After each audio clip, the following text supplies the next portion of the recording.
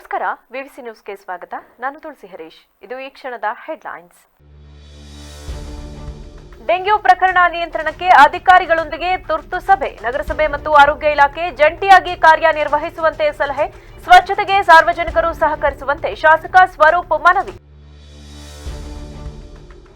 ಕಾಡಾನೆಗಳ ಹಾವಳಿಯ ನಿಯಂತ್ರಣಕ್ಕೆ ಆನೆ ಕಾರಿಡಾರ್ ನಿರ್ಮಾಣ ಪ್ರಗತಿಯಲ್ಲಿದೆ. ಆಧುನೀಕರಣದ ನೆಪದಲ್ಲಿ ಅಮೂಲ್ಯವಾದ ಅರಣ್ಯ ಭೂಮಿಯನ್ನ ಒತ್ತುವರಿ ಮಾಡಿದ್ರೆ ಕಠಿಣ ಕ್ರಮ ಜರುಗಿಸಲಾಗುವುದು. ಪರಿಸರ ಖಾತೆ ಸಚಿವ ಈಶ್ವರ್ ಖಂಡ್ರೆ ಎಚ್ಚರಿಕೆ. ಜುಲೈ 13ರಂದು ಜಿಲ್ಲಾ ಸರ್ಕಾರಿ ನೌಕರರ ಮಕ್ಕಳಿಗೆ ಪ್ರತಿಭಾ ಪುರಸ್ಕಾರ. ಜಿಲ್ಲೆಯಿಂದ 435 ಪ್ರತಿಭಾವಂತ ವಿದ್ಯಾರ್ಥಿಗಳು ಆಯ್ಕೆ. ಜಿಲ್ಲಾ ಸರ್ಕಾರಿ ನೌಕರರ ಸಂಘದ ಜಿಲ್ಲಾಧ್ಯಕ್ಷ ಇ ಕೃಷ್ಣೇಗೌಡ ಮನವಿ. ನಗರ ಹಾಗೂ ಜಿಲ್ಲೆಯಲ್ಲಿ ದಿನೇ ದಿನೇ ಡೆಂಗ್ಯೂ ಪ್ರಕರಣ ಹೆಚ್ಚಾಗುತ್ತಿರುವ ಹಿನ್ನೆಲೆಯಲ್ಲಿ ಸ್ಥಳೀಯ ಶಾಸಕ ಎಚ್ಪಿ ಸ್ವರೂಪ್ ಪ್ರಕಾಶ್ ಜಿಲ್ಲಾ ಆರೋಗ್ಯ ಇಲಾಖೆಗೆ ಭೇಟಿ ನೀಡಿ ಜಿಲ್ಲಾ ಮಟ್ಟದ ಅಧಿಕಾರಿಗಳೊಂದಿಗೆ ತುರ್ತು ಸಭೆ ನಡೆಸಿ ಮಾಹಿತಿ ಪಡೆದರು. ಈ ವೇಳೆ ಮಾತನಾಡಿದ ಅವರು, ನಗರಸಭೆ ಮತ್ತು ಆರೋಗ್ಯ ಇಲಾಖೆ ಜಂಟಿಯಾಗಿ ಕೆಲಸ ನಿರ್ವಹಿಸಲಿ ಎಂದು ಸಲಹೆ ನೀಡಿದರು. ಇದೇ ವೇಳೆ ಸರಿಯಾಗಿ ಕೆಲಸ ಮಾಡದ ಅಧಿಕಾರಿಗಳಿಗೆ ಸಚಿವರು ಬಿಸಿ ಮುಟ್ಟಿಸಿದರು. ಡೆಂಗ್ಯೂ ಪ್ರಕರಣ ಹೆಚ್ಚಾಗುತ್ತಿದ್ದು ಆರೋಗ್ಯ ಇಲಾಖೆ ಮತ್ತು ನಗರಸಭೆ ಅಧಿಕಾರಿಗಳು ಭೇಟಿ ನೀಡಬೇಕು. ಅನೇಕ ಅಧಿಕಾರಿಗಳು ಕೆಲಸಕ್ಕೆ ಹೋಗುತ್ತಿಲ್ಲ ಎಂಬ ಬಗ್ಗೆ ದೂರು ಬಂದಿದೆ. ಡೆಂಗ್ಯೂ ತಡೆಗಟ್ಟಲು ಗ್ರಾಮಗಳಲ್ಲಿ ಕಾರ್ಯಕ್ರಮ ಹಮ್ಮಿಕೊಳ್ಳಬೇಕು. ಹಾಸನ, ಮೈಸೂರಲ್ಲಿ ಡೆಂಗ್ಯೂ ಪ್ರಕರಣ ಹೆಚ್ಚಾಗಿದ್ದು ಪಂಚಾಯಿತಿಯ ಪಿಡಿಒ ಹಾಗೂ ಇತರರು ಜಾಗೃತಿ ಮೂಡಿಸುವ ಕೆಲಸ ಮಾಡಬೇಕು. ಮನೆ ಸುತ್ತಮುತ್ತ ಸ್ವಚ್ಛತೆ ಉತ್ತಮವಾಗಿರಬೇಕು. ವಾತಾವರಣ ಚೆನ್ನಾಗಿಟ್ಟುಕೊಳ್ಳಬೇಕು.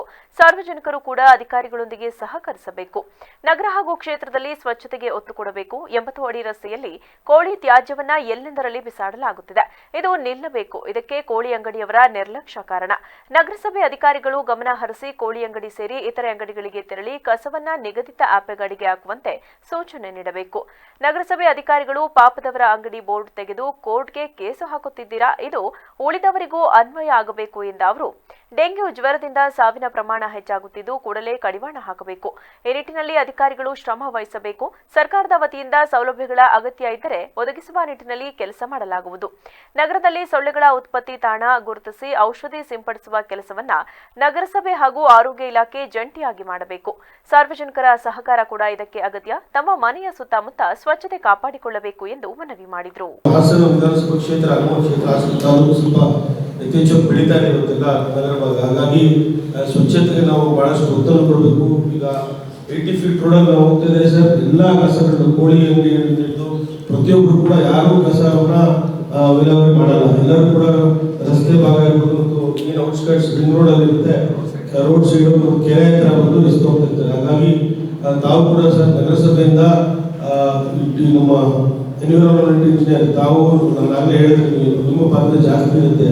ನೀವು ದಯಮಾಡಿ ಬೆಳಗ್ಗೆ ಒಂದು ಅಂಗಡಿ ಆಗಲಿ ಕೋಳಿ ಅಂಗಡಿ ಆಗಿರ್ಬೋದು ಮತ್ತು ಬೇರೆ ಬೇರೆ ಯಾವುದೋ ಇತರ ಅಂಗಡಿಗಳಿಗೆ ಆಗಿರುತ್ತೆ ಕಸವನ್ನು ಕೆಲವು ಚರಂಡಿ ಆಗುತ್ತೆ, ಚುಡಿಗೆ ಆಗುತ್ತೆ, ಬ್ಲಾಕ್ ಆಗುತ್ತೆ. ಈಗಾಗಲೇ ಎಲ್ಲರೂ ಕೂಡ ಸಾರ್ವಜನಿಕರು ತಮ್ಮ ಮೇಲೆ ಯಾರೋ ಒತ್ತಡ ಹಾಕ್ತಾರೆ ಅಧಿಕಾರಿಗಳ ಮೇಲೆ. ಇಲ್ಲ ರಾಜಕಾರಣಿಗಳನ್ನ ನಮ್ಮನ್ನ ಅಲ್ಲಿ ದೂರ್ತಾರೆ, ಯಾಕೆಂದ್ರೆ ಕಸ ವಿಲೇವಾರಿ ಆಗ್ತಿಲ್ಲ ಮತ್ತೊಂದು ದೂರ್ತಾರೆ. ಹಾಗಾಗಿ ನೀವು ಕೂಡ ತಿಳಿಸ್ಬಿಟ್ರು ನೀವೆಲ್ಲ ಬರೀ ಏನ್ ಮಾಡ್ತೀರಾ, ಹೋಗಿ ಯಾವ್ದೋ ಪಾಪದವ್ರ ಅಂಗಡಿಯವರು ಮುಂದೆ ಏನಾದ್ರು ಹಾಕೊಂಡು ಬೋರ್ಡ್ ತೆಗೆದು ಫೋಟೋಗೆ ಮಾಡ್ಕೊಡ್ತೀರ. ಹಾಗಾಗಿ ಸ್ವಚ್ಛತೆಗೆ ತಾವೆಲ್ಲ ಒತ್ತು ಕೊಡಬೇಕು. ಕೆಲಸ ಮಾಡ್ತಾ ಇಲ್ಲ ಅಂತ ಹೇಳ್ತಾ ಇಲ್ಲ, ಇನ್ನೂ ಒತ್ತಡ ಸ್ವಲ್ಪ ಜಾಸ್ತಿ ಇದನ್ನಾಗಿ ಕೆಲಸನ ಮಾಡಬೇಕು ಅಂತ ತಮಗೆಲ್ಲ ಹೇಳ್ತಾ, ಈಗಾಗಲೇ ಏನು ಅಂಗಡಿ ಫಸ್ಟ್ ಕೋಳಿ ಅಂಗಡಿ ಏನಿದೆ ಸರ್ ಅದೆಲ್ಲ ನೋಟಿಸ್ ಕೊಡಿಸಿ. ಡಿಎಚ್ಒ ಡಾಕ್ಟರ್ ಶಿವಸ್ವಾಮಿ ಮಾತನಾಡಿ, ಡೆಂಗ್ಯೂ ಪ್ರಕರಣ ಕಡಿಮೆ ಮಾಡಲು ಮುಂಜಾಗ್ರತಾ ಕ್ರಮವಾಗಿ ಜಿಲ್ಲೆಯ ಪ್ರತಿ ತಾಲೂಕು ಹಾಗೂ ಹಳ್ಳಿಗಳಲ್ಲಿ ಆಶಾ ಕಾರ್ಯಕರ್ತೆಯರು, ಅಂಗನವಾಡಿ ಕಾರ್ಯಕರ್ತೆಯರು, ಪ್ರಾಥಮಿಕ ಸುರಕ್ಷತಾ ಅಧಿಕಾರಿಗಳು ಹಾಗೂ ಆರೋಗ್ಯ ನಿರೀಕ್ಷಕರು ಸೇರಿ ಎಲ್ಲರೂ ಸಹ ಟೀಮ್ ಮಾಡಿಕೊಂಡು ಸರ್ವೆ ಮಾಡಲಾಗುತ್ತಿದೆ. ಈ ವೇಳೆ ಕಳೆದ 4 ದಿನಗಳಿಂದ ಪ್ರತಿ ಮನೆಗೆ ಹೋಗಿ ಎಲ್ಲೆಲ್ಲಿ ಲಾರ್ವಾ ಉತ್ಪತ್ತಿಯಾಗುತ್ತಿದೆಯೋ ಅದನ್ನು ನಾಶಪಡಿಸಲಾಗುತ್ತಿದೆ. ಇನ್ನು ಮುಂದೆ ಕಾಯಿಲೆ ನಿಯಂತ್ರಿಸಲಾಗುವುದು ಎಂದರು. ಮತ್ತೆ ನಮ್ಮ ಆರೋಗ್ಯ ನಿರೀಕ್ಷಕರು ಎಲ್ಲರೂ ಸಹ ಒಂದು ಟೀಮ್ ಮಾಡಿಕೊಂಡು ಮೊದಲು ಏನು ಕೋವಿಡ್ ಅಲ್ಲಿ ವಾರ್ ರೂಮ್ ತರ ಮಾಡಿದ್ವಿ ಆ ತರ ಒಂದು ವಾರ್ ರೂಮ್ ತರ ಮಾಡಿ ಪ್ರತಿ ಮನೆಗೆ ಹೋಗಿ ಈ 4 ಡೇಸ್ನಲ್ಲಿ 4 ದಿನಗಳಲ್ಲಿ ನಮ್ಮಲ್ಲಿ ಎಲ್ಲ ಮನೆಗಳಲ್ಲಿ ಸರ್ವೆ ಆಗಿ ಲಾರ್ವಾ ಉತ್ಪತ್ತಿ ತಾಣವನ್ನು ನಾಶಪಡಿಸೋ ಕೆಲಸ ಆಗುತ್ತೆ. ಇನ್ನು ಮುಂದೆ ಈ ಕಾಯಿಲೆ ಹರಡೋದನ್ನ ನಾವು ನಿಯಂತ್ರಿಸ್ತೀವಿ. ಅದ್ರ ಜೊತೆಗೆ ಸಾರ್ವಜನಿಕರ ಸಹಕಾರನೂ ಸಹ ಬೇಕು. ಈಗ ಹೇಳಿದಂಗೆ ಈಗ ಎಲ್ಲಿ ಸ್ಕೂಲ್ಗಳು ಕಾಲೇಜಸ್ ಇದೆ ಅಲ್ಲಿ ಏನು ಬೆಳೆದಿದೆ ಪಾರ್ಥೇನಿಯಮು ಮತ್ತು ಇತರೆ ಇದು ಅದ್ರ ಜೊತೆಗೆ ಏನು ಬಿಸಾಕಿದ್ದಾರೆ ಅವನ್ನೆಲ್ಲ ಮುನ್ಸಿಪಾಲ್ಟಿ ವತಿಯಿಂದ ಕ್ಲೀನ್ ಮಾಡಿಸಿದ್ರೆ ಸ್ವಲ್ಪ ಕಂಟ್ರೋಲ್ ಮಾಡೋಕ್ಕೆ ಅನುವಾಗುತ್ತೆ. ಅದ್ರ ಜೊತೆಗೆ ಈ ಬೀದಿ ಬದಿ ಅಂಗಡಿಗಳಲ್ಲಿ ಹೆಚ್ಚಿಗೆ ಈಗ ಡಿಸ್ಪೋಸಬಲ್ ಕಪ್ಸು, ನೀರು ಕುಡಿದು ಕಾಫಿ ಕುಡಿದು ಅಲ್ಲೇ ಬಿಸಾಕೋದು, ಈ ಎಳ್ನೀರು ಗೋಡೆ ಹಂಗೆ ಓಪನ್ ಆಗಿ ಹಾಕೋದು, ಚಿಪ್ಪು ಮತ್ತು ಈ ಟೈರ್ಗಳನ್ನು ಸಹ ಈ ಗುಜರಿ ಅಂಗಡಿ ಮತ್ತು ಈ ಪಂಚಾಯತ್ಗಳಲ್ಲಿ ಟೈರ್ಗಳನ್ನ ಸುಮ್ಮನೆ ಹೊರಗಡೆ ಬಿಸಾಕಿರ್ತಾರೆ. ಅಲ್ಲಿ ಹೆಚ್ಚಿಗೆ ಈ ಏನು ಲಾರ್ವಾ ಉತ್ಪತ್ತಿ ಆಗುತ್ತೆ. ಆ ಥರ ತಾಣಗಳನ್ನು ಸಹ ನಾಶ ಮಾಡಿದರೆ ನಾವು ಈ ಡೆಂಗು. ಸಭೆಯಲ್ಲಿ ನಗರಸಭೆ ಆಯುಕ್ತರು ಹಾಗೂ ಜಿಲ್ಲಾ ಮತ್ತು ತಾಲೂಕು ಅಧಿಕಾರಿಗಳಿದ್ದರು. ಆಧುನೀಕರಣದ ನೆಪದಲ್ಲಿ ಅಮೂಲ್ಯವಾದ ಅರಣ್ಯ ಭೂಮಿಯನ್ನ ಒತ್ತುವರಿ ಮಾಡಿದರೆ ಕಠಿಣ ಕ್ರಮವನ್ನ ಕೈಗೊಳ್ಳಲಾಗುತ್ತದೆ. ಅಲ್ಲದೆ ಕಾಡಾನೆಗಳ ಹಾವಳಿಯ ನಿಯಂತ್ರಣಕ್ಕೆ ಆನೆ ಕಾರಿಡಾರ್ ನಿರ್ಮಾಣ ಪ್ರಗತಿಯಲ್ಲಿದೆ ಎಂದು ಕರ್ನಾಟಕ ಸರ್ಕಾರದ ಅರಣ್ಯ ಮತ್ತು ಜೈವಿಕ ಹಾಗೂ ಪರಿಸರ ಖಾತೆ ಸಚಿವ ಈಶ್ವರ್ ಖಂಡ್ರೆ ಹೇಳಿದರು. ಬೇಲೂರು ತಾಲೂಕಿನ ಬಿಕ್ಕೋಡು ಸಮೀಪದ ಮುಚ್ಚಿನ ಮನೆಯ ನೂತನ ದೇಗುಲದ ಪ್ರತಿಷ್ಠಾನ ಪ್ರಥಮ ಮಂಡಲೋತ್ಸವ ಸಮಾರಂಭಕ್ಕೆ ಆಗಮಿಸಿದ ಸಂದರ್ಭದಲ್ಲಿ ಸುದ್ದಿಗಾರರೊಂದಿಗೆ ಮಾತನಾಡಿದ ಅವರು, ಇಡೀ ರಾಷ್ಟ್ರದಲ್ಲಿಯೇ ಪಶ್ಚಿಮ ಘಟ್ಟದ ಅರಣ್ಯ ಅತ್ಯಂತ ಅಮೂಲ್ಯವಾಗಿದೆ. ನದಿಗಳ ಉಗಮ ಸ್ಥಾನದ ಜೊತೆಗೆ ಸಕಲ ವೈವಿಧ್ಯ ಜೀವರಾಶಿಗಳ ಕಣಜವಾಗಿದೆ. ಅನಾದಿ ಕಾಲದಿಂದಲೂ ಮನುಷ್ಯ ಪ್ರಾಣಿಯ ಜೊತೆಯಲ್ಲಿಯೇ ಜೀವಿಸಿ ನೈಸರ್ಗಿಕ ಸಂಪತ್ತನ್ನು ಉಳಿಸಿದ್ದಾರೆ. ಅಂತೆಯೇ ಮುಂದಿನ ಭವಿಷ್ಯದ ಹಿತದೃಷ್ಟಿಯಿಂದ ನಾವುಗಳು ಕೂಡ ಮಾನವ ಮತ್ತು ಪ್ರಾಣಿ ಹಾಗೂ ಅರಣ್ಯವನ್ನ ಸಂರಕ್ಷಣೆಗೆ ಒತ್ತು ನೀಡಬೇಕಿದೆ. ಈ ನಿಟ್ಟಿನಲ್ಲಿ ನಾನು ಅರಣ್ಯ ಮಂತ್ರಿಯಾದ ಬಳಿಕ 101 ಕಿಲೋಮೀಟರ್ ರೈಲ್ವೆ ಕಂಬಿ ಬ್ಯಾರಿಕೇಡ್ ನಿರ್ಮಾಣಕ್ಕೆ ಸದ್ಯ ರು 150 ಕೋಟಿ ನೀಡಿದ್ದು ಕಾಮಗಾರಿ ಪ್ರಗತಿಯಲ್ಲಿದೆ. ಉಳಿದ 300 ಕಿಲೋಮೀಟರ್ ಕಾಮಗಾರಿಗೆ ರು 500 ಕೋಟಿ ಅಗತ್ಯತೆ ಬಗ್ಗೆ ಮುಖ್ಯಮಂತ್ರಿಗಳ ಗಮನಕ್ಕೆ ತಂದಿರುವೆ. ಕಾಡಾನೆ ತುಳಿತದಿಂದ ಪ್ರಾಣ ಕಳೆದುಕೊಂಡ ಕುಟುಂಬಕ್ಕೆ ತ್ವರಿತ ಪರಿಹಾರ, ಬೆಳೆನಷ್ಟ ಪರಿಹಾರ, ಅರಣ್ಯ ಇಲಾಖೆಯಲ್ಲಿ ಖಾಲಿ ಇರುವ ಹುದ್ದೆಗಳ ನೇಮಕ, ಅರಣ್ಯ ಭೂಮಿ ಒತ್ತುವರಿ ಸೇರಿದಂತೆ 10 ಹಲವು ಕೆಲಸ ಮಾಡಿದ ಬಗ್ಗೆ ತಿಳಿಸಿದ ಅವರು, ಕಾಡಾನೆ ಸಮಸ್ಯೆಯನ್ನ ಸರ್ಕಾರ ಗಂಭೀರವಾಗಿ ಪರಿಗಣಿಸಿದೆ ಎಂದು ತಿಳಿಸಿದರು. ವಿಶೇಷವಾಗಿ ಇಡೀ ಹಾಸನ ಜಿಲ್ಲೆಯಲ್ಲಿ ಇವತ್ತೇನಾಗಿದೆ ಅಂದರೆ, ನಮ್ಮ ದುರ್ದೈವನೋ ಇಲ್ಲ ರೈತರುಗಳ ದುರ್ದೈವನೋ ಗೊತ್ತಿಲ್ಲ, ಇಡೀ ಆನೆ ಕಾಟ ಬೇಲೂರು ವಿಧಾನಸಭಾ ಕ್ಷೇತ್ರದಲ್ಲಿದೆ ಸರ್. ಎವ್ರಿ ಡೇ ಅದೊಂದಿದೆ. ಅದನ್ನು ವಿಧಾನಸಭೆಯಲ್ಲಿರ್ಬೋದು ಮತ್ತು ಬೆಳಗಾವಿನಲ್ಲಿರ್ಬೋದು ನಿಮಗೆ ಮನವಿಯನ್ನು ಸಲ್ಲಿಸಿದ್ವಿ. ತಾವು ಅದಕ್ಕೆ ಸಕಾರಾತ್ಮಕ ಸ್ಪಂದಿಸಿದ್ದೀವಿ. ಆದರೆ ಇದಕ್ಕೆ ಎಲ್ಲರ ಪರವಾಗಿ ನಾನು ಕೇಳ್ತಕ್ಕಂಥದ್ದು ಏನಂದರೆ, ಶಾಶ್ವತ ಪರಿಹಾರಕ್ಕೆ ಒಂದಿಷ್ಟು ತಾವು ನಮ್ಮ ಬಸವರಾಜ್ ಅವರು ಹೇಳಿದಂಗೆ ಕೇಂದ್ರ ಸರ್ಕಾರ, ರಾಜ್ಯ ಸರ್ಕಾರ ಈ ಎರಡೂ ಮಧ್ಯದಲ್ಲಿ ತಾವು ಅರಣ್ಯ ಸಚಿವರಿದ್ದೀರಾ, ಇದಕ್ಕೆ ಶಾಶ್ವತ ಪರಿಹಾರವನ್ನು ಕೊಟ್ಟು ಇವತ್ತೇನಾದ್ರಿಗೆ ಬೆಳೆ ಹಾನಿ ಒಂದು ಕಡೆ ಆದರೆ ಮಾನಹಾನಿ ಆಗ್ತಾ ಇದೆ. ನಿನ್ನೆ ಮಾನಹಾನಿ, ಪ್ರಾಣಹಾನಿ ಅಂತೂ ಯಾವ ರೀತಿ ಆಗ್ತಾ ಇದೆ ಅಂತಂದರೆ ಭಯ ಭೀತಿನಲ್ಲಿ ಬದುಕ್ತಾ ಇದ್ದಾರೆ. ಬಹುಶಃ ಇಲ್ಲಿ ನೀವು ಬರ್ತೀರಾ ಅನ್ನೋದು ಇಷ್ಟೊತ್ತಿದೆ, ಇಲ್ಲಾಂದ್ರೆ ಬಿಕ್ಕೋಡು ಭಾಗದಲ್ಲಿ ಯಾರೂ ಜನ ಇಷ್ಟೊತ್ತಿರೋದೇ ಇಲ್ಲ ಸರ್, ಎಲ್ಲ ಮನೆ ಕರ್ಕೊಂಡ್ಬಿಟ್ಟು ಆ ಸ್ಥಿತಿನಲ್ಲಿ ಇವತ್ತು ಆಗ್ತಾ ಇದೆ. ದಯವಿಟ್ಟು ನಾನು ನಮ್ಮ ಬೇಲೂರು ವಿಧಾನಸಭಾ ಕ್ಷೇತ್ರದ ಎಲ್ಲ ಸಮಸ್ತ ನಾಗರಿಕರ ಪರವಾಗಿ ತಮ್ಮಲ್ಲಿ ವಿನಂತಿಯನ್ನು ಮಾಡ್ತೀನಿ. ಇದಕ್ಕೆ ತಾವು ಶಾಶ್ವತ ಪರಿಹಾರವನ್ನು ಕೊಡ್ತಕ್ಕಂಥದ್ದು, ಅದರಲ್ಲಿ ಮುಂಜಾಗ್ರತೆಯಾಗಿ ಆನೆಗಳು ಎಲ್ಲಿ ಬರ್ತಾ ಇದೆ ಅಂತಕ್ಕಂಥದ್ದನ್ನು ಅಧಿಕಾರಿಗಳು ತಲುಪಿಸೋದ್ರಲ್ಲಿ ಒಂದಿಷ್ಟು ವಿಫಲರಾಗ್ತಾ ಇದ್ದಾರೆ ಸರ್. ಮೊನ್ನೆ ಅನುಘಟ್ಟದಲ್ಲಿ ಒಂದು ಘಟನೆ ನಡೆದಿದೆ. ಸುಮಾರು ಒಂದು 5 ಎಕರೆಯಲ್ಲಿ ಇದನ್ನು ಅಡಿಕೆನ ಬೆಳೆದಿದ್ದಾರೆ, ಸಂಪೂರ್ಣ ನಾಶವನ್ನು ಮಾಡಿರ್ತಕ್ಕಂಥದ್ದು. ಮೊನ್ನೆ ಒಬ್ಬ ಹ್ಯಾಂಡಿಕ್ಯಾಫ್ಟು ಬೈಕಲ್ಲಿ ಹೋಗ್ತಾ ಇರ್ತಕ್ಕಂಥದ್ದನ್ನು ಅವನೇನೋ ಇಳಿದು ಓಡೋಗಿದ್ದಾನೆ. ಆ ಬೈಕನ್ನು ಸಹ ಚೂರು ಮಾಡಿ ಅದಿದಾಗಿದೆ. ಅದಕ್ಕೆ ಪರಿಹಾರ ಕೊಡೋದ್ರಲ್ಲಿ ವಿಫಲರಾಗ್ತಾ ಇದೆ. ಒಂದು ಆಟೋ ಮೊನ್ನೆ ತಾನೇ ಆಗಿದೆ. ಈ ಭಾಗದಲ್ಲಿ ಒಂದಿಷ್ಟು ಜಾಸ್ತಿ ಇದಾಗ್ತಾ ಇದೆ. ಬೇಲೂರು ಶಾಸಕ ಎಚ್.ಕೆ. ಸುರೇಶ್ ಮಾತನಾಡಿ, ಮಾನವ ಮತ್ತು ಪ್ರಾಣಿ ಸಂಘರ್ಷ ದಿನ ಕಳೆದಂತೆ ತಾಲೂಕಿನ ಮಲೆನಾಡು ಪ್ರದೇಶದಲ್ಲಿ ಹೆಚ್ಚುತ್ತಿದೆ. ಜನರು ಭಯಭೀತಿಯಿಂದಲೇ ಬದುಕು ಸಾಗಿಸುವ ದುಸ್ಥಿತಿ ಬಂದಿದೆ. ಕಾಡಾನೆ ದಾಳಿಯಿಂದ ಬೆಳೆ ನಷ್ಟಕ್ಕೆ ಪರಿಹಾರ ನೀಡಿಲ್ಲ. ಅರಣ್ಯಾಧಿಕಾರಿಗಳು ಮತ್ತು ಸಿಬ್ಬಂದಿಗಳು ಕಾಡಾನೆಯ ಬಗ್ಗೆ ಮಾಹಿತಿ ನೀಡುತ್ತಿಲ್ಲ. ಪ್ರಾಣಹಾನಿ ಮತ್ತು ಗಾಯದ ಬಗ್ಗೆ ಇಲಾಖೆ ಮೌನ ತಾಳಿದೆ. ಶೀಘ್ರವೇ ಈ ಬಗ್ಗೆ ಮಂತ್ರಿಗಳು ಗಮನ ನೀಡಬೇಕಿದೆ ಎಂದ ಅವರು, ಬೇಲೂರಿನಲ್ಲಿ ಅರಣ್ಯ ವಲಯಾಧಿಕಾರಿಗಳ ಕಚೇರಿಯನ್ನ ನೂತನವಾಗಿ ನಿರ್ಮಿಸಬೇಕು ಮತ್ತು ಹೆಚ್ಚುವರಿ ಅರಣ್ಯ ಸಿಬ್ಬಂದಿಗಳ ನೇಮಕ, ಕಾಡಾನೆ ಸಮಸ್ಯೆಗೆ ಶಾಶ್ವತ ಪರಿಹಾರ ಸೇರಿದಂತೆ 10 ಹಲವು ಮಲೆನಾಡಿನ ಸಮಸ್ಯೆಯನ್ನ ಶೀಘ್ರವೇ ಬಗೆಹರಿಸಬೇಕು ಎಂದು ಮನವಿ ಪತ್ರ ನೀಡಿದರು. ಬಹಳಷ್ಟು ಈ ರಾಜ್ಯದ ನಾಡಿನ ಹೆಮ್ಮೆಯ ಒಂದು ಆನೆ ಅರ್ಜುನ್ ಆನೆ, ದಸರಾ ಅರ್ಜುನ್ ಅಂತ ಕರಿತೀವಿ. 8 ಸಲ ಅಂಬಾರಿಯನ್ನು ಹೊತ್ತುಕೊಂಡು ಇವತ್ತು ದಸರಾ ಉತ್ಸವಕ್ಕೆ ಮೆರುಗು ತಂದು ಕೊಟ್ಟಂತ ಒಂದು ಆನೆ. ದಸರಾದಲ್ಲಿ ಜಂಬೂ ಸವಾರಿ ನೋಡಲಿಕ್ಕೆ ಸುಮಾರು ದೇಶದಾದ್ಯಂತ ವಿಶ್ವದಾದ್ಯಂತ ಜನ ಬರ್ತಾರೆ. ಅದಕ್ಕೆ ಒಂದು ಕಳೆ ಬರ್ತದೆ. ಈ ಆನೆ ಬಹಳ ಅಂದರೆ ಸುಮಾರು ನಮ್ಮ ಒಂದು ಬೆಲೆ ಸಾಕಾಣೆ ಕ್ಯಾಂಪ್ನಲ್ಲಿ ಇದಕ್ಕೆ ತರಬೇತಿ ಕೊಟ್ಟಂಥದ್ದು, ಎಲ್ಲರ ಪ್ರೀತಿಗೆ ಪಾತ್ರರಾಗಿದ್ದಂಥ ಆನೆ. ಅವತ್ತು ಪುಂಡಾನೆ ಕಾರ್ಯಾಚರಣೆಯಲ್ಲಿ ಯಸ್ಲೂರಿನಲ್ಲಿ ಇವತ್ತು ಬೇರೆ ಮತ್ತೊಂದು ಪುಂಡಾನೆಯ ದಾಳಿಯಿಂದ ಹೋರಾಟ ಮಾಡಿ ಮಾವುತನ ಮತ್ತು ಅನೇಕ ಅರಣ್ಯ ಇಲಾಖೆ ಅಧಿಕಾರಿಗಳ ಜೀವವನ್ನು ಉಳಿಸಿ ಈ ಆನೆ. ಈ ಸಂದರ್ಭದಲ್ಲಿ ಕಾಂಗ್ರೆಸ್ ಮುಖಂಡ ಗ್ರಾನಿಟ್ ರಾಜಶೇಖರ್, ವೀರಶೈವ ಯುವ ಘಟಕದ ಅಧ್ಯಕ್ಷ ಗೆಂಡೆಹಳ್ಳಿ ಚೇತನ್, ಕಡೆಗರ್ಜೆ ಜಗದೀಶ್, ಏಕಾಂಗಿ ಹೋರಾಟಗಾರ ತೀರ್ಥಪ್ಪ, ಪ್ರದೀಪ್, ಬಸವರಾಜ್ ಸೇರಿದಂತೆ ಇನ್ನು ಮುಂತಾದವರು ಹಾಜರಿದ್ದರು. ಜಿಲ್ಲಾ ಸರ್ಕಾರಿ ನೌಕರರ ಸಂಘದ ವತಿಯಿಂದ ಜಿಲ್ಲೆಯ ಸರ್ಕಾರಿ ನೌಕರರ ಎಸ್ಎಸ್ಎಲ್ಸಿ ಹಾಗೂ ಪಿಯುಸಿಯಲ್ಲಿ ಅತಿ ಹೆಚ್ಚು ಅಂಕ ಗಳಿಸಿದ ಪ್ರತಿಭಾವಂತ ವಿದ್ಯಾರ್ಥಿಗಳಿಗೆ ಜುಲೈ 13ರಂದು ಜಿಲ್ಲಾ ಮಟ್ಟದ ಪ್ರತಿಭಾ ಪುರಸ್ಕಾರ ಕಾರ್ಯಕ್ರಮ ಏರ್ಪಡಿಸಲಾಗಿದೆ ಎಂದು ಜಿಲ್ಲಾಧ್ಯಕ್ಷ ಇ ಕೃಷ್ಣೇಗೌಡ ತಿಳಿಸಿದರು. ಹಾಸನದಲ್ಲಿಂದು ಪತ್ರಿಕಾಗೋಷ್ಠಿಯಲ್ಲಿ ಮಾಹಿತಿ ನೀಡಿದ ಅವರು, ನಗರದ ಹಾಸನಾಂಬ ಕಲಾಕ್ಷೇತ್ರದಲ್ಲಿ ಅಂದು ಮಧ್ಯಾಹ್ನ 3 ಗಂಟೆಗೆ ಏರ್ಪಡಿಸಲಾಗಿದೆ. ಪುರಸ್ಕಾರದ ಆಹ್ವಾನಕ್ಕೆ ಜಿಲ್ಲೆಯ 8 ತಾಲೂಕಿನಿಂದ ಎಸ್ಎಸ್ಎಲ್ಸಿಯ 220 ಮತ್ತು ಪಿಯುಸಿಯ 215 ಮಕ್ಕಳು ಸೇರಿ ಒಟ್ಟು 435 ಪ್ರತಿಭಾವಂತ ವಿದ್ಯಾರ್ಥಿಗಳನ್ನು ಆಯ್ಕೆ ಮಾಡಲಾಗಿದೆ. ಪ್ರತಿಭಾ ಪುರಸ್ಕಾರಕ್ಕೆ ಆಗಮಿಸುವ ವಿದ್ಯಾರ್ಥಿಗಳು ಅಂಕಪಟ್ಟಿ ಹಾಗೂ ಗುರುತಿನ ಚೀಟಿಯನ್ನು ತರುವುದು ಕಡ್ಡಾಯ ಎಂದರು. ಕಾರ್ಯಕ್ರಮಕ್ಕೆ ಜಿಲ್ಲೆಯ ಎಲ್ಲಾ ಕ್ಷೇತ್ರದ ಶಾಸಕರುಗಳು ಅತಿಥಿಗಳಾಗಿ ಆಗಮಿಸುವರು.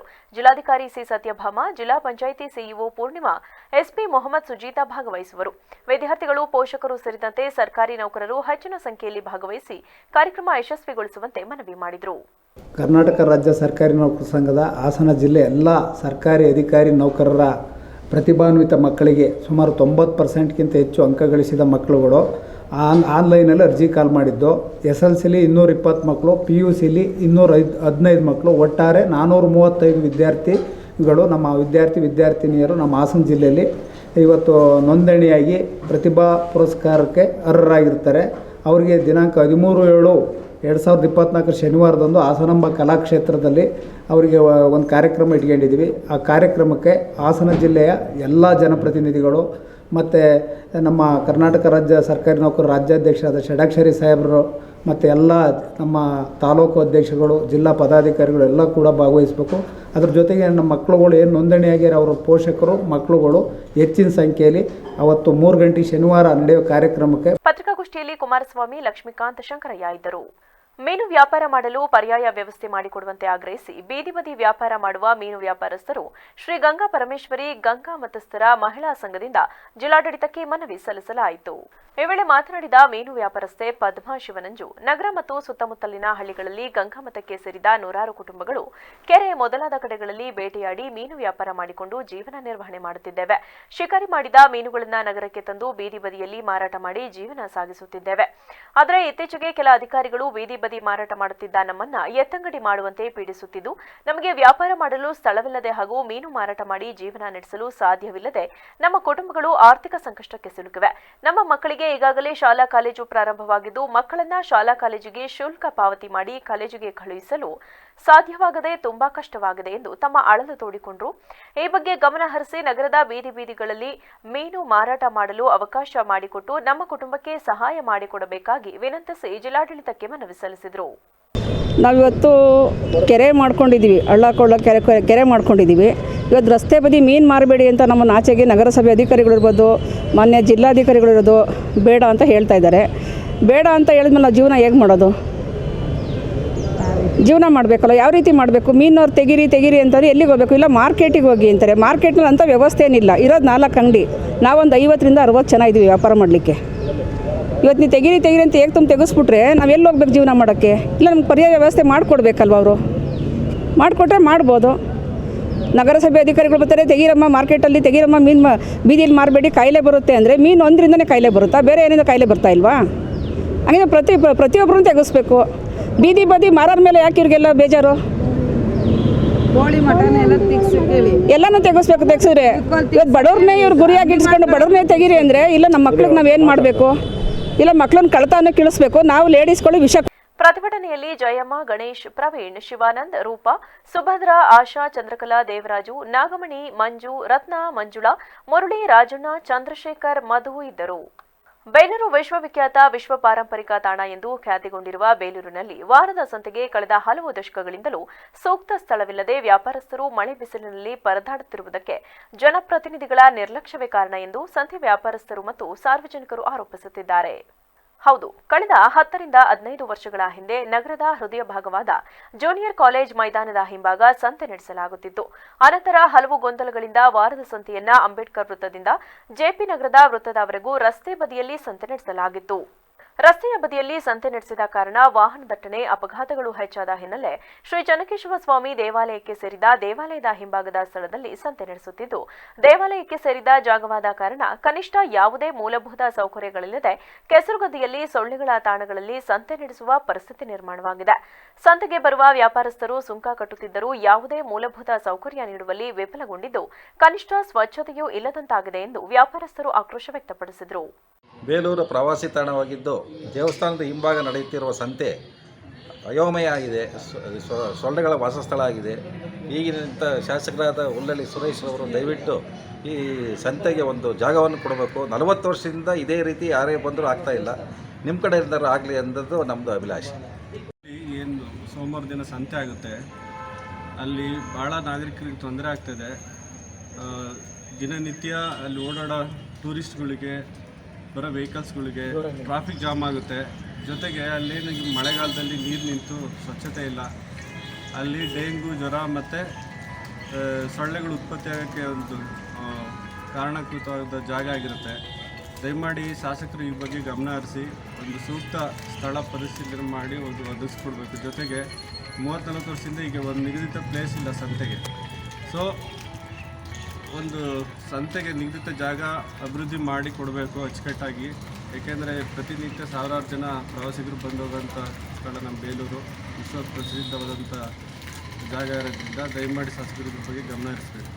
ಈ ಸಂದರ್ಭದಲ್ಲಿ ವ್ಯಾಪಾರಸ್ಥರು ಮಾತನಾಡಿ, ಸದ್ಯ ಬೇಲೂರು ವಿಧಾನಸಭಾ ಕ್ಷೇತ್ರದ ಈಗಿನ ಶಾಸಕರಾಗಿರುವ ಎಚ್.ಕೆ. ಸುರೇಶ್ ರವರು ವಾರದ ಸಂತೆಗೆ ಭೇಟಿ ನೀಡಿ ಪರಿಸ್ಥಿತಿಯನ್ನು ನೋಡಬೇಕು ಹಾಗೂ ವಾರದ ಸಂತೆಗೆಂದೇ ಸ್ಥಳ ನಿಗದಿ ಮಾಡಿ ವ್ಯಾಪಾರಸ್ಥರಿಗೆ ಕಟ್ಟೆ, ಸೂರು, ಕುಡಿಯುವ ನೀರು, ಶೌಚಾಲಯ ಸೇರಿದಂತೆ ಮುಖ್ಯವಾಗಿ ಸ್ವಚ್ಛತೆಗೆ ಆದ್ಯತೆ ನೀಡಿ ಸಾರ್ವಜನಿಕರು ರೋಗ ರುಜಿನಗಳಿಗೆ ತುತ್ತಾಗದಂತೆ ಮುನ್ನೆಚ್ಚರಿಕೆ ವಹಿಸಬೇಕೆಂದು ಮನವಿ ಮಾಡಿದರು. ಚಿದಾನಂದ ಮೆಮೋರಿಯಲ್ ಟ್ರಸ್ಟ್ ಹಾಗೂ ಜೋಶಿ ಫೌಂಡೇಶನ್ ಇವರ ಸಂಯುಕ್ತಾಶ್ರಯದಲ್ಲಿ ಚೀಕನಹಳ್ಳಿಯ ಸರ್ಕಾರಿ ಕಿರಿಯ ಹಾಗೂ ಹಿರಿಯ ಪ್ರೌಢಶಾಲೆಯ ಶಾಲಾ ವಿದ್ಯಾರ್ಥಿಗಳಿಗೆ ನೋಟ್ಬುಕ್ ವಿತರಣೆ ಹಾಗೂ ಪ್ರತಿಭಾ ಪುರಸ್ಕಾರ ಕಾರ್ಯಕ್ರಮವನ್ನು ಹಮ್ಮಿಕೊಳ್ಳಲಾಗಿತ್ತು. ಬೇಲೂರು ತಾಲೂಕಿನ ಚೀಕನಹಳ್ಳಿ ಸರ್ಕಾರಿ ಕಿರಿಯ ಪ್ರಾಥಮಿಕ ಮತ್ತು ಹಿರಿಯ ಪ್ರೌಢಶಾಲೆಯಲ್ಲಿ ನಡೆದ ನೋಟ್ಬುಕ್ ವಿತರಣಾ ಕಾರ್ಯಕ್ರಮವನ್ನು ಉದ್ಘಾಟಿಸಿ ಮಾತನಾಡಿದ ಜೋಶಿ ಫೌಂಡೇಶನ್ ಅಧ್ಯಕ್ಷ ದಿನೇಶ್ ಜೋಶಿ, ಪ್ರತಿ ವರ್ಷದಂತೆ ಈ ಬಾರಿಯೂ ಸಹ ನಮ್ಮ ಟ್ರಸ್ಟ್ ವತಿಯಿಂದ ಶಾಲಾ ವಿದ್ಯಾರ್ಥಿಗಳಿಗೆ ನೋಟ್ಬುಕ್ ವಿತರಣೆಯನ್ನ ಶಾಲೆ ಪ್ರಾರಂಭವಾಗುವ ಹಂತದಲ್ಲಿ ಕೊಡಲಾಗುತ್ತಿತ್ತು. ಆದರೆ ಈ ಬಾರಿ ವಿಳಂಬವಾಗಿದ್ದು ಮುಂದಿನ ಬಾರಿ ಸರಿಯಾದ ಸಮಯಕ್ಕೆ ವಿತರಣೆ ಮಾಡಲಾಗುವುದು. ಈ ಭಾಗದಲ್ಲಿ ಸರ್ಕಾರಿ ಕಚೇರಿಗಳನ್ನು ನಿರ್ಮಿಸುವ ಹಂತದಲ್ಲಿ ಇದೇ ಚೀಕನಹಳ್ಳಿ ಗ್ರಾಮದ ವಿಜಯ್ ಚಿದಂಬರರಾವ್ ಅವರ ಕೊಡುಗೆ ಅಪಾರವಾಗಿದೆ. ಕೆಲವು ಸರ್ಕಾರಿ ಕಟ್ಟಡಗಳಿಗೆ ಇವರು ನಿವೇಶನ ನೀಡಿದ್ದು ಸಮಾಜಮುಖಿ ಕಾರ್ಯಗಳಲ್ಲಿ ಇವರು ಮುಂಚೂಣಿಯಲ್ಲಿದ್ದಾರೆ ಎಂದರು. ಪಡೆದಿದ್ದೇವೆ, ಸಮಾಜದಿಂದ ಗಳಿಸಿದ್ದೇವೆ, ಸಮಾಜ ನಮ್ಮನ್ನು ಬೆಳೆಸಿದೆ, ಸಮಾಜ ನಮಗೆ ಕೊಟ್ಟಿದೆ, ಕೊನೆಗೆ ಸಮಾಜದಲ್ಲೇ ಬಿಟ್ಟು ಹೋಗ್ತೇವೆ. ಹಾಗಾಗಿ ಇದನ್ನು ಸಮಾಜಕ್ಕೆ ಹಿಂತಿರುಗಿ ಕೊಡುವ ಅನ್ನೋ ಚಿಂತನೆಯಲ್ಲಿ ವಿಜಯ ಚಿದಂಬರರಾವ್ ಅವರ ಕುಟುಂಬದ ಜೊತೆಯಲ್ಲಿ ನಾವೆಲ್ಲ ಸೇರಿದ್ದೀವಿ. ಸಮಾಜದ ಚಿಂತನೆ ಪ್ರಪ್ರಥಮವಾಗಿ ಏನನ್ನು ಯೋಚನೆ ಮಾಡಿದ್ದೀವಿ ಅಂದರೆ, ಈ ಆಸ್ತಿಯನ್ನಾಗಲಿ, ಅಂತಸ್ತನ್ನಾಗಲಿ, ಐಶ್ವರ್ಯವನ್ನಾಗಲಿ ಯಾರು ಬೇಕಾದರೂ ಸಂಪಾದನೆ ಮಾಡ್ಬೋದು, ಯಾರು ಬೇಕಾದರೂ ಅವ್ರು ತಗೊಂಡು ಹೋಗ್ಬೋದು. ಅದು ನಶ್ವರ. ಅಂದರೆ ಇವತ್ತು ನನ್ನ ಕೈಯಲ್ಲಿದ್ದಂಥ ಹಣ ನಾಳೆ ಇನ್ನೊಬ್ಬರ ಕೈಯಲ್ಲಿ, ನನ್ನ ಹೆಸರಲ್ಲಿದ್ದಂಥ ಆಸ್ತಿ ನಾಳೆ ಇನ್ನೊಬ್ಬರ ಪಾಲಿಗೆ.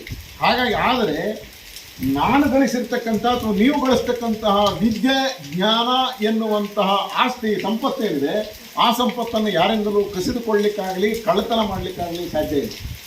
ನಾವು ಹೇಳ್ತೇವೆ, ಕಳ್ಳತನ ಮಾಡೋದಾದರೆ ಜ್ಞಾನವನ್ನು ಕಳ್ಳತನ ಮಾಡಿ. ಜ್ಞಾನವನ್ನು ಕಳ್ಳತನ ಮಾಡಬೇಕು ಅಂತ ನಾವೇನಾದರೂ ಪ್ರಯತ್ನ ಮಾಡಿದರೆ ಆತನ ಜ್ಞಾನವೂ ಜಾಸ್ತಿ ಆಗ್ತದೆ. ಯಾರಿಂದ ಜ್ಞಾನವನ್ನು ಕದಿಬೇಕು ಅಂತ ಇರ್ತಾನೋ ಅವನ ಜ್ಞಾನವೂ ಹೆಚ್ಚಿಗೆ ಆಗ್ತಾ ಹೋಗ್ತದೆ. ಈ ವೇಳೆಯಲ್ಲಿ ಶಾಲೆಯ ಮುಖ್ಯೋಪಾಧ್ಯಾಯಿನಿ ಗೀತಾ, ಟ್ರಸ್ಟ್ ನಿರ್ದೇಶಕ ಕೃಷ್ಣಮೂರ್ತಿ, ಶಾಲಾ ಶಿಕ್ಷಕ ಹಿರಿಯಣ್ಣಗೌಡ, ಟ್ರಸ್ಟ್ನ ಕಾರ್ಯದರ್ಶಿ ನಂದಿನಿ ಜೋಶಿ, ಅಧ್ಯಕ್ಷತೆಯ ವಿಜಯ್ ಚಿದಂಬರ್, ಶಾಲೆಯ ಶಿಕ್ಷಕರುಗಳಾದ ಶ್ಯಾಮಲಾದೇವಿ, ದೀಪಕ್, ಉಮಾದೇವಿ, ಪ್ರಿಯಾಂಕಾ ಸೇರಿದಂತೆ ಇತರರು ಹಾಜರಿದ್ದರು. ರಾಜ್ಯದಲ್ಲಿ ಕಂಡುಬರುತ್ತಿರುವ ಡೆಂಗ್ಯೂ ಜ್ವರ ನಿಯಂತ್ರಣಕ್ಕೆ ಆರೋಗ್ಯ ಇಲಾಖೆ ಎಲ್ಲ ಹಂತದ ಮುನ್ನೆಚ್ಚರಿಕೆ ಕ್ರಮಗಳನ್ನು ಕೈಗೊಂಡಿದ್ದು, ಸ್ಥಳೀಯ ಆಡಳಿತ ಮತ್ತು ಸಾರ್ವಜನಿಕರು ಇಲಾಖೆಯೊಂದಿಗೆ ಕೈಜೋಡಿಸಿ ಸಹಕಾರ ನೀಡಬೇಕೆಂದು ಆರೋಗ್ಯ ಇಲಾಖೆಯ ಮುಖ್ಯ ಜಾಗೃತಾಧಿಕಾರಿ ಕೆಆರ್ ಶ್ರೀನಿವಾಸ್ ಮನವಿ ಮಾಡಿದರು. ಅರಕಲಗೂಡು ತಾಲೂಕು ಆರೋಗ್ಯಾಧಿಕಾರಿ ಕಚೇರಿ ಸಭಾಂಗಣದಲ್ಲಿ ಶನಿವಾರ ನಡೆದ ಅಧಿಕಾರಿಗಳು, ವೈದ್ಯರು ಹಾಗೂ ಸಿಬ್ಬಂದಿಗಳ ಸಭೆಯನ್ನ ಉದ್ದೇಶಿಸಿ ಮಾತನಾಡಿದ ಅವರು, ಸಂಪೂರ್ಣವಾಗಿ ಗುಣಪಡಿಸಬಹುದಾಗಿರುವ ಡೆಂಗಿ ಜ್ವರವನ್ನು ನಿರ್ಲಕ್ಷ್ಯ ಮನೋಭಾವನೆಯಿಂದ ಆಪತ್ತು ತಂದುಕೊಳ್ಳುತ್ತಿದ್ದೇವೆ. ನಮ್ಮ ಸರ್ಕಾರಿ ಆಸ್ಪತ್ರೆಗಳಲ್ಲಿ ಅತ್ಯಂತ ಹೆಚ್ಚಿನ ಗುಣಮಟ್ಟದ ಚಿಕಿತ್ಸೆ, ಸೇವೆ ದೊರೆಯುತ್ತಿದೆ. ಇದನ್ನು ಬಳಕೆ ಮಾಡಿಕೊಳ್ಳುವ ನಿಟ್ಟಿನಲ್ಲಿ ಜನರು ಮುಂದಾಗಬೇಕಿದೆ ಎಂದರು. ಪ್ರೀತಿ ಅನುಕಂಪ ಇದು ಸಾಕಾಗೋದಿಲ್ಲ. ಎಫಿಷಿಯಂಟ್ ಟ್ರೀಟ್ಮೆಂಟ್ ನಮ್ಮ ಸುನಿಲ್ ಡಾಕ್ಟರ್ ಎಲ್ಲ ಚೆನ್ನಾಗಿ ಪ್ರೊಕ್ಯೂರ್ಮೆಂಟ್ ಮಾಡ್ತಿದ್ದಾರೆ. ABRKಲಿ ಎಲ್ಲ PHC ಡಾಕ್ಟರ್ಗಳು ABRK ಪ್ರೊಕ್ಯೂರ್ಮೆಂಟ್ ಆಗಬೇಕು ಮತ್ತು ವಿಶೇಷವಾಗಿ ಅದನ್ನ ಹಂಚಿಕೆ ಆಗಬೇಕು. ಇದನ್ನ ಮಾಡಿ ಆ ಡೆಂಗ್ಯೂ ನಿಯಂತ್ರಣಕ್ಕೆ ನಮ್ಮ ಮುಖ್ಯ ಕಾರ್ಯನಿರ್ವಹಣಾಧಿಕಾರಿಗಳು ಅರ್ಕಲೂರು ತಾಲೂಕು ಸಾಕಷ್ಟು ಶ್ರಮವನ್ನು ಹಾಕ್ತಾ ಇದ್ದಾರೆ. ವಿಶೇಷವಾಗಿ ಹಾಸನ ಜಿಲ್ಲೆ ಜಿಲ್ಲಾಧಿಕಾರಿಗಳ ನಿನ್ನೆ ಬಹುತೇಕ ತಾಲೂಕಿನ ಆಸ್ಪತ್ರೆಗಳನ್ನ ಭೇಟಿ ಮಾಡಿದ್ದಾರೆ. ಒಳನರಸೀಪುರ ಬಂದಿದ್ರು, ಸಿಇಒ ಜಿಲ್ಲಾ ಪಂಚಾಯತ್ ಎಕ್ಸಿಕ್ಯೂಟಿವ್ ಆಫೀಸರ್ ಬಂದಿದ್ರು. ನಾನು ಕೂಡ ಸಭೆಯಲ್ಲಿ ಇದ್ದೇನೆ ಪೂರ್ಣಿಮಾವನ್ನು ಒಳನರಸೀಪುರದಲ್ಲಿ. THO ಅವರಿಗೆ ಇವತ್ತು DJD ಅವರು ಮೈಸೂರು ವಿಭಾಗದ ವಿಭಾಗೀಯ ಸಹ ನಿರ್ದೇಶಕರು ಕೂಡ ಹಾಸನ ಜಿಲ್ಲೆಯ ಎಲ್ಲ ಆರೋಗ್ಯಾಧಿಕಾರಿಗಳಿಗೆ ಸಭೆಯನ್ನು ನಡೆಸಿದ್ದಾರೆ. ಸೂಕ್ತ ನಿರ್ದೇಶನಗಳು ಇಲಾಖೆ ಕೊಟ್ಟಿದೆ. ನಾವು ಇಷ್ಟೆಲ್ಲ ದಿನಗಟ್ಟಲೆ ಬರೀ ಸಭೆಯನ್ನೇ ಮಾಡಿದ್ದೀವಿ, ಕಾರ್ಯರೂಪಬೇಕು ತುಂಬ ಇದೆ. ಅಂದರೆ ಡೆಂಗ್ಯೂ ಅಷ್ಟೇ ಇವತ್ತು, ಬಟ್ ಬೇರೆದ್ರಲ್ಲೂ ಜನಕ್ಕೆ ಸ್ಪಂದಿಸಿ ಅದನ್ನು ಹೆಚ್ಚಿಗೆ ಆಗಬೇಕು. ವಿಶೇಷವಾಗಿ ಒಳನರಸೀಪುರದಲ್ಲಿ ಒಂದು 2-3 ಡೆತ್ಸ್ ಆಗಿದೆ. ಯಾವುದು ಡೆತ್ಸ್ ಆಗಬಾರ್ದು. ಹಾಗಾಗಿ ಸಕಾಲದಲ್ಲಿ ಆಸ್ಪತ್ರೆಗೆ ಚಿಕಿತ್ಸೆಗೆ ದಾಖಲು ಮಾಡೋದು ಮತ್ತು ರೋಗ ಹರದಂಗೆ ನಿಯಂತ್ರಣ ಮಾಡೋದು. ಪಟ್ಟಣ ಪಂಚಾಯತ್ ನಮ್ಮ ರೋಲ್ ತುಂಬ ಇದೆ. ಯಾರು ಬಂದಿಲ್ಲ, ಅವರು ಈ ಚೇತನ ಎಲ್ಲ ಅವರೇ ಇದ್ದಾರೆ, ಆರಾಗಿಲ್ಲ ಹೇಳಿ ಆರೋಗ್ಯಗಳು ಬಿಲ್ ಕಲೆಕ್ಟರ್ಸು ಎಲ್ಲರೂ ಬಳಸ್ಕೊಂಡು ಟೌನ್ ಆಶನ ನಿಮಗೆ ಬರ್ತಾರೆ ಅದೊಂದು ಸಮಸ್ಯೆ ನೋಡಿ. ತಾಲೂಕು ಆರೋಗ್ಯಾಧಿಕಾರಿ ಡಾಕ್ಟರ್ ಪುಷ್ಪಲತಾ ಮಾತನಾಡಿ, ತಾಲೂಕಿನಲ್ಲಿ ಇದುವರೆಗೂ 27 ಡೆಂಗಿ ಜ್ವರ ಪ್ರಕರಣಗಳು ಕಂಡುಬಂದಿದ್ದು ಎಲ್ಲರೂ ಕೂಡ ಚಿಕಿತ್ಸೆ ಪಡೆದು ಗುಣಮುಖರಾಗಿದ್ದಾರೆ. ಯಾವುದೇ ರೀತಿಯ ಜ್ವರ ಕಂಡುಬಂದರೂ ಕೂಡ ಹತ್ತಿರದ ಸರ್ಕಾರಿ ಆಸ್ಪತ್ರೆಗೆ ಭೇಟಿ ನೀಡಿ ವೈದ್ಯರಿಂದ ಚಿಕಿತ್ಸೆ ಸಲಹೆಯನ್ನ ಪಡೆದುಕೊಳ್ಳಬಹುದು.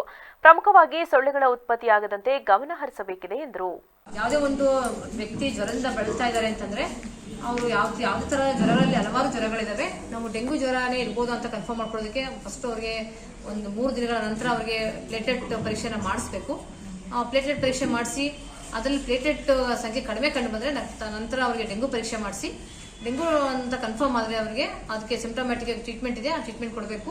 ಅಲ್ಲಿ PSCಗಳಲ್ಲಿ ಮ್ಯಾನೇಜ್ ಮಾಡೋಕ್ಕಾಗೋದಿಲ್ಲ ಅನ್ನೋ ಸಂದರ್ಭದಲ್ಲಿ ನಮ್ಮ ಅರ್ಕಲಗೂಡು ಜನರಲ್ ಹಾಸ್ಪಿಟಲ್ ಫಿಸಿಷಿಯನ್ ಇದ್ದಾರೆ ಮತ್ತು ಸರ್ಜನ್ ಇದ್ದಾರೆ, ಫಿಸಿಷಿಯನ್ ಮತ್ತು ಪೀಡಿಯಾಟ್ರಿಷಿಯನ್ ಇದ್ದಾರೆ. ಅವ್ರಗಳ ಹತ್ರ ಕಳಿಸ್ಕೊಟ್ರೆ ಅವ್ರಲ್ಲಿ ಅಡ್ಮಿಷನ್ ಮಾಡ್ಕೊಂಡು ಟ್ರೀಟ್ಮೆಂಟ್ ಕೊಡ್ತಾರೆ.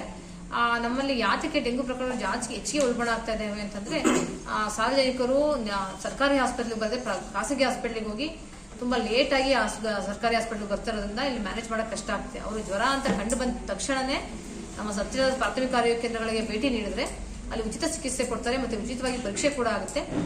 ಈ ವೇಳೆ ತಹಶೀಲ್ದಾರ್ ಬಸವರೆಡ್ಡಪ್ಪ ರೋಣ, ತಾಲೂಕು ಪಂಚಾಯಿತಿ ಇಒ ಪ್ರಕಾಶ್, ಪಟ್ಟಣ ಪಂಚಾಯಿತಿ ಮುಖ್ಯಾಧಿಕಾರಿ ಬಸವರಾಜ್ ಟಾಕಪ್ಪ ಶಿಗ್ಗಾವಿ, ಆರೋಗ್ಯ ಇಲಾಖೆ ಅಧಿಕಾರಿಗಳಾದ ವಿಷ್ಣು ಪ್ರಕಾಶ್ ಚಂದ್ರೇಗೌಡ, ಪರಮೇಶ್, ಆನಂದೇಗೌಡ, ವೈದ್ಯರು, ಸಿಬ್ಬಂದಿಗಳು ಸಭೆಯಲ್ಲಿ ಉಪಸ್ಥಿತರಿದ್ದರು. ಈಗ ಒಂದು ಚಿಕ್ಕ ಬ್ರೇಕ್. ಮಂಗಳ ಅಚೀವರ್ಸ್ ಪದವಿ ಪೂರ್ವ ಕಾಲೇಜು ಹಾಸನದ ಪ್ರತಿಷ್ಠಿತ ಶಿಕ್ಷಣ ಸಂಸ್ಥೆಯಾದ ಅಚೀವರ್ಸ್ ಪದವಿ ಪೂರ್ವ ಕಾಲೇಜು ಹಾಗೂ ಮತ್ತೊಂದು ಪ್ರತಿಷ್ಠಿತ ಶಿಕ್ಷಣ ಸಂಸ್ಥೆಯಾದ ಮಂಗಳ ಪದವಿ ಪೂರ್ವ ಕಾಲೇಜಿನೊಂದಿಗೆ ಶೈಕ್ಷಣಿಕ ಸಹಭಾಗಿತ್ವ ಪಡೆದಿರುವುದು ಹಾಸನದ ಶೈಕ್ಷಣಿಕ ಕ್ಷೇತ್ರದಲ್ಲಿ ಹೊಸದೊಂದು ಅಧ್ಯಾಯವನ್ನು ಪ್ರಾರಂಭಿಸಿದೆ. ಕಾಲೇಜಿನಲ್ಲಿ ಗಂಡು ಮಕ್ಕಳಿಗೆ ಹಾಗೂ ಹೆಣ್ಣು ಮಕ್ಕಳಿಗೆ ಪ್ರತ್ಯೇಕ ಹಾಸ್ಟೆಲ್ ವ್ಯವಸ್ಥೆ ಇದ್ದು ಶುಚಿಯಾದ ಊಟದ ವ್ಯವಸ್ಥೆ ಇರುತ್ತದೆ.